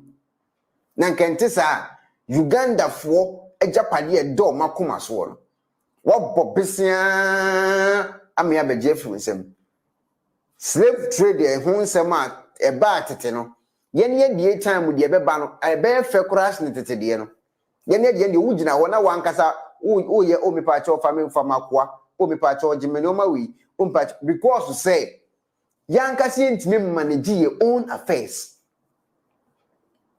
ni nyina your religion and impede the progress of your crew Ghana ho religion and yes idea we asi wo Uganda e betima si wo your crew Ghana because ye bob in the ye dasu gusu abesia ne ye boroko because ye adwene say nya de yankasa be develop your crew da enti besia no so do mba buragu saa da kro mote ho mote da kro te ho na China for the play back abesio omba omo house number this media magie fruisem besene ne koya akwa ewo ebetimasi we na asi wo Uganda no embo hostel enchire Ghana for mpanyifo say this is what is happening in Uganda sisi ya ye kase asi ebetimi so asi we isi kuro mu ho munyai nyame si Yesu say yi say minkase mansum Yesu mi pa choma mo ntwema no nsi bone minkase ma mo nkwa asore me mo ntwema no nsi bone but mun focus so e wa asase na moto so say mo be make use of asase no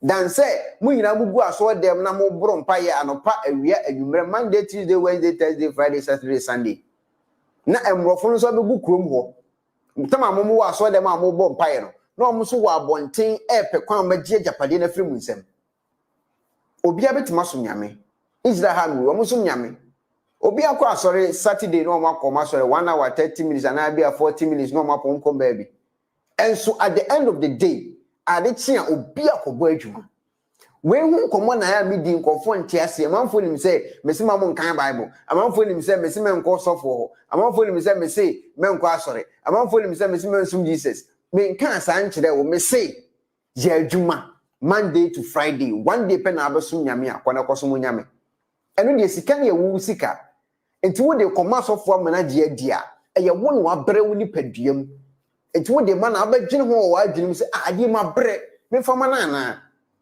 but because wo mbre enti wo tua wo nwene ho sika na bi kwa nye odia e system bi wa buruchiri ene wasane abro no wanya so mfaso wo di kotua ana manum anointing oil uhu oba besi afu a utim sa do akosise te wanum anointing oil am na fu na doa wasra anointing oil no onom no tafiri we no wiku beni ayi na nimu nyina ye se wrinkles amomo a munyan asofo na chiri die monko adwuma mopo adwuma na abekọ ade kọ because asofo no nyomo mbe ye de akire mo no mosimte Ghana ho omo wode omo ye ebi mo toto dan e wa abruchiri ebi mo jeje abruchiri passport eji kikire usofo na ekoro no wo obekwa he we hu nkomo na mesi media nkofo so omo ntiase eji kikire usofo obefa private jet fum wo na ekoro no wo obekwa he enne wo so start na wo dwene honhunu say ade ekwo na ba kan ye to asom mame mobra na mesi me peka krenguo mame nchirima na eji kukuro na mesi mafa bag na me na me ekoro no they say Uganda ene akwaji wo majapade e wo nsem because of besiabo ni nyina ne say politicians no eyinsu asofo no e di nyam citizens because wo nim say mo adwene da mutimu nyina ye praise the Lord we say hallelujah enti okọ asori dem a no ne sofo na kosan contract spiritual word ne bra physical be ka kiro mo say obi ankotoma ebia na Nana Akufo-Addo obi ankotoma NDC into ono so gisika no mo ye rented o church members mo ye rented ya renting mo na mo te ho no muni mo ameka che mo ne mo ye rented into politician bi opeso oba power bia no obehu sa ansore ni nyina wo de wa aka che me obi wo church members ahodo anaso wo church branches be 300 anaso be 100 na 50 na 20 na members wo mu ye 1000 ka che me calculate never chere me of course spiritual word the banners will be ankotoma akuado nkwa omongoto because what tears of one asem nti ama adwene da mutim muntimi nwene yese sofo ka chere say koye we ansa no akoye ubebo dam osi amen ubewu osi amen ubeyare osi amen uma mbebo dam uya sa enti munyisu adwene da mutim no mfa nwene eno kwa manyankopon ani je ti nyankopon atima bo aba asase so na adwene da otim na so de memfa nwene yese sofo ne kan ana memeye ehon ne problem no de esi wo Uganda enye warning emfama yekrum Ghana mpanyifo no besia bo mebrebe no Uganda sisi ya ye kasai ya ji omo ejapade efro mu nsem eboboba uzmo ze boba enche muti ho praise the Lord alibeti kukuro buhwa na asofo ti private jet mo na okro wo obekwa hin we ni nkomo ade bia mpese bi di o me platforms mi di de ekona babu wati etwiwa fache mo wati enye wa because ade na ye kana ya de foforo na ama wo unti da say ni sofo achi unti bi do unti da se sofo ya azan unti da ntuti ye na ma ye ma hyew nti ma ye nwunche wati na abotre ne tie de me kan ne ye pobra fa guo mo nchiriba munya nkofo wi achiridie one day pen abeso nyame akone kosom ba de aka no ye adwumaden na mu adwene ne ye adwuma nyese obi de o sekan ebeje nanka mo hu de esi wo Uganda mini ho asem kan bi me di de kona babo atin in this house business big jama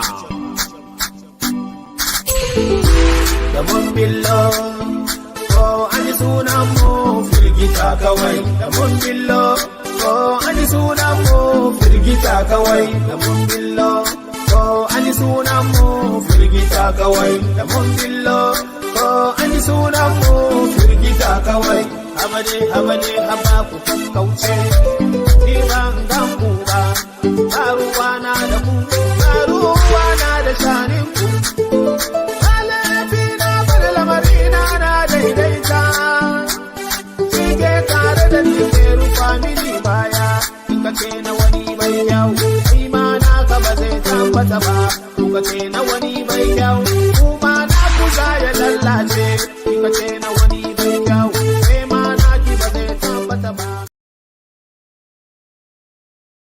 Jama'a muna gaishe ku to Allah ya saka muku da alkhairi. Ina jin inda muka kai karshen wannan program kenan yau. Wannan bawan Allah maganan da yana osof nan to kai musulmi she ka koma kan malami. So it's other way wrong. Yeah, it's other way wrong. Shi yasa osof ne she ka kuma kama okay yana magana ma osof ne to amma ni musulmi ne she kai kama malami. Shi yasa kai da kike ganin kama malam na you have something also to learn from there. Shi yasa maganan da muka kawo kenan. What is the way forward? Do we have any future in Africa?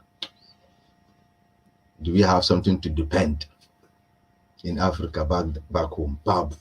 Saboda su shagabanninmu, they are not thinking about us.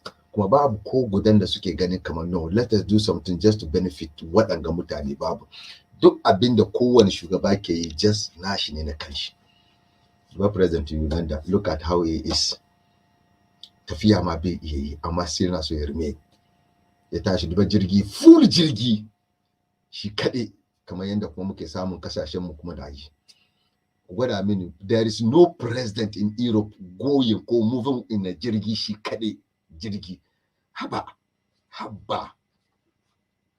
babu Europe duka kakap there is no president no prime minister moving in a jirgi shi kade yana zaune sai shi makaraban shi kashe kuɗi ne. Jama'a Allah saka muku da alkhairi. Yasa we have a long way to go. Ramatu Alaska, Watara Jikan mai da kunu, Zetman Zakaria, Fresh Welfare, sannan ga Ali Zakaria, sannan ga Zara, ga wada wane ne duka muna gaishe ku. Wallahi mun gode kwarai da zama tare da mu ko da kasancewa tare da mu akan wannan program. Muna gaisuwa, Allah ya saka muku da alkhairi. Not at all, Africa has no future. Alaska hakanin ne, maganan kidusi ne. Allah ya saka mu dukkan ku da alkhairi, kuma Allah ya zaunar da mu lafiya, Allah ya kara mu lafiya kuma da zaman lafiya. Jama'a, ni ne naku Muhammadu Muftari, garkuwar malam baki, abin magana, one man zawiya. Dubin gaisuwa da fatan alkhairi zuwa gare ku. Allah ya kiyaye mana imanin mu, Allah ya sa komai muke muna yi dan Allah ne. Abinda muka zo muka faɗi inda muka yi kuskure namu ne, babu aya babu hadisi, it's a point of view. Yasa an kana da aya kana da hadisi, wannan ya rage naka, you can go ahead with it. Muna karɓar aya, muna karɓar hadisi, amma da duk lokacin da muka samu bambancin ra'ayi, wannan bambanci ne ra'ayi namu. To ga Alaska dai na kira karshe, tunda ita ne, bari mu bata minti guda mu je. To Alaska, barka da hawa. An dawo ko ana can garin shan daɗi? An dawo wai da kyar. Lalle ka an sha daɗi. An sha daɗi kenan, an sha daɗi. Ban so dawowa ba, wai. Ba an sha daɗi kenan, an sha daɗi. Kai, waton ba. Ya ga fefe. Ya, ina ji ajiya. Kaga in ka zaga duniya. Kuma gafara ba mutanen banzan da ya kai Afirka. Ba shakka.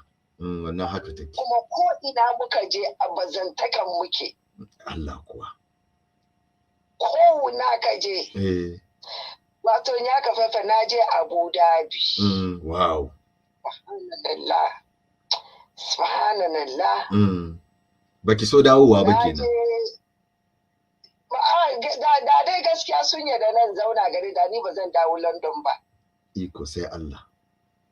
Seriously. Wato ba. Kaga ba kumin gafara, yawanci ba tafiya, shi yasa wasu ba su sabin da duniya ke fari ba. Haka ne, ba san inda aka dosa ba gaskiya. Wallahi in kai tafiya kana ganin wato Afirka kamar duniyan ma ba mu ciki. No, ai mun zo mu yan rakiya ne. Tashi gaskiya. Ko ina muka je mu wahalallu ne. Abin da ke cin to a kwariya kenan. Wow. Ko ina muka je mu wahalallu ne, wurin wahalar nan dai wurin za a samu. Ka duba fa shugabanninmu da turawan ga suka zauna da same table da same class suka koyi abu. Of course, da kyau kuwa, da kyau. Amma haɓawa mu ne last part, wato ba in ka je ko ina ana duba Afirka, kai ba mutum bane wo. No, haka ne, ai to ba muku trending din mutane ai. Don masu mutane ya kamata kuna raising ne, but we are not raising. Shagabannin mu kuma ba su raising. Mun je Abu Dhabi mall su, naga wata yariyar Ghana tana clinic. Da ta ganna ni da yar uwana muna magana, ta ce mu ya gana fo, na ce eh. Ta ce wai agentin da ya kawo ta tana aiki 12 hours. 6 days a week. Amma abin da ake bata kamar 700 kudin garin. Agency ya toshe nashi. Dan uwanka baki zai kawo ka kuma a tuce ka lami lafiya. Kuma a zauna lafiya. Dan uwanka baki. Agency da suke kawo yaran na Dubai, Saudi, ina ne duka suke bautan na Allah ya isa tsakanin su da yaran. Yan cutar su suke yi, dan wanka baki fa zai je dauko ka daga Afirka ya kawo ya sarma turawa Larabawa su tuce ka kuma hankalin shi kwance. Ba abin da ya dame shi. Hankalin shi kwance. Ya ka fefa baka na wahala wo. Wannan dole. Wallahi wannan haka. Wato bakaken da nasu ke zuwa sauki ne, yan Amerika da yan UK kumin gafara. Su ne nasu ke da sauki, yan Amerika da UK. Su ne suke iya wato kumin gafara wo su sha kansu wani fansa. Amma duk da haka ko ina ka je baki shine wahalalle, why? Ina tambayan kaina why? easy bane. Jiya haka za mu taso ya ka fefe kaga baka wai ta fito Senegal ne ko tana cleaning daga airport. Ta ce ita ma da same 12 hours kuma ba wani kudi ake bata ba. Kama inda duniya garinmu kasashenmu na da kyau da mun zo wani kasa wai nema. Maganan da muka kara shi sa na buga bidiyon gannan. Wallahi. Inda kasashenmu an gyara shugabanninmu sun gyara ne. Ba su gyarawa. Wallahi ba su gyarawa. They are not ready to gyara. Shi sa ba su gyarawa. Wato ba, I see the beauty of the world. Wallahi ba su zagi shugabannin garinmu. Ka san shekaran jiya asa last week na Buhari na Dubai. Wai ya zo taya su 50th anniversary don Dubai da Abu Dhabi wai da suka hadu 50 years ke ga suna anniversary. Ka zo taya su anniversary happy, amma kai ka san ka ana wahala.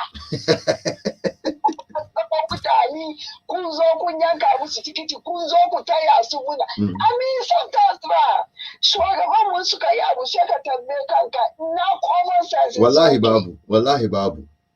Wato na ce maka tun Friday, Saturday, Sunday, kamar sun fara ma tun Thursday da Dubai da Abu Dhabi da sauransu nan ba dama zo ka ga shagali iri-iri. Shugaban kasa Buhari na nan da mabiyansa ya kuma tattaro mutane suka zo a taya su munna a food.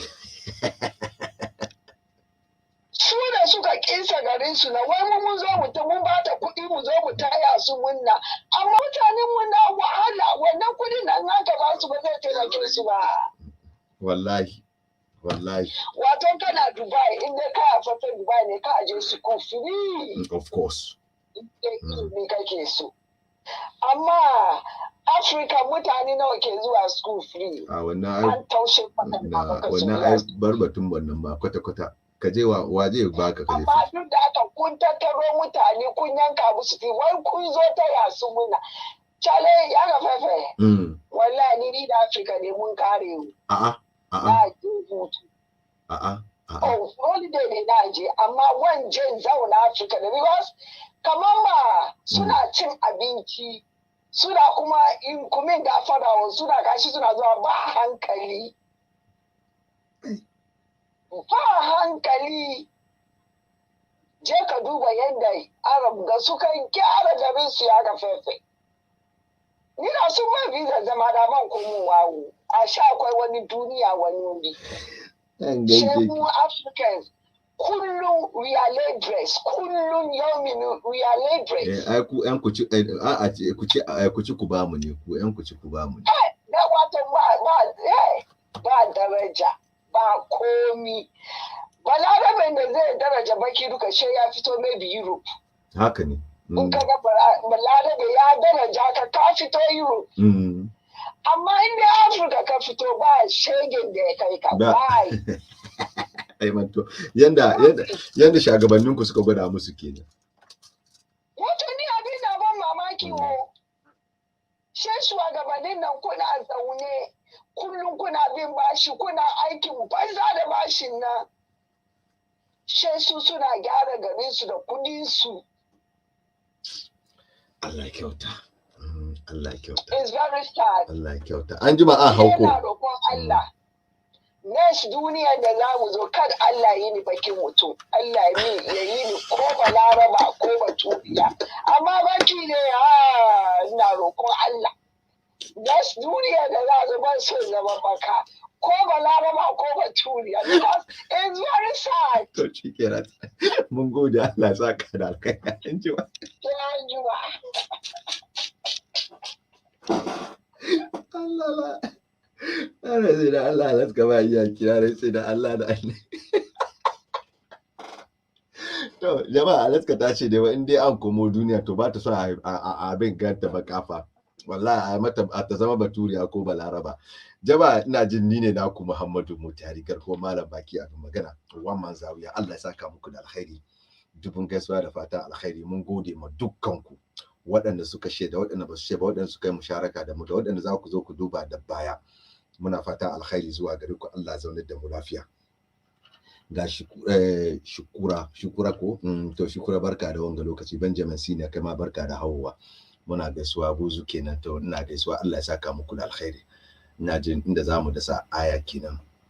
يا أيها الناس اتقوا ربكم الذي خلقكم من نفس واحدة وخلق منها زوجها وبث منهما رجالا كثيرا ونساء واتقوا الله الذي تساءلون به والأرحام إن الله كان عليكم رقيبا وصلى الله على سيدنا محمد خاتم النبيين وإمام المرسلين والسلام عليكم ورحمة الله تعالى وبركاته وإلى اللقاء.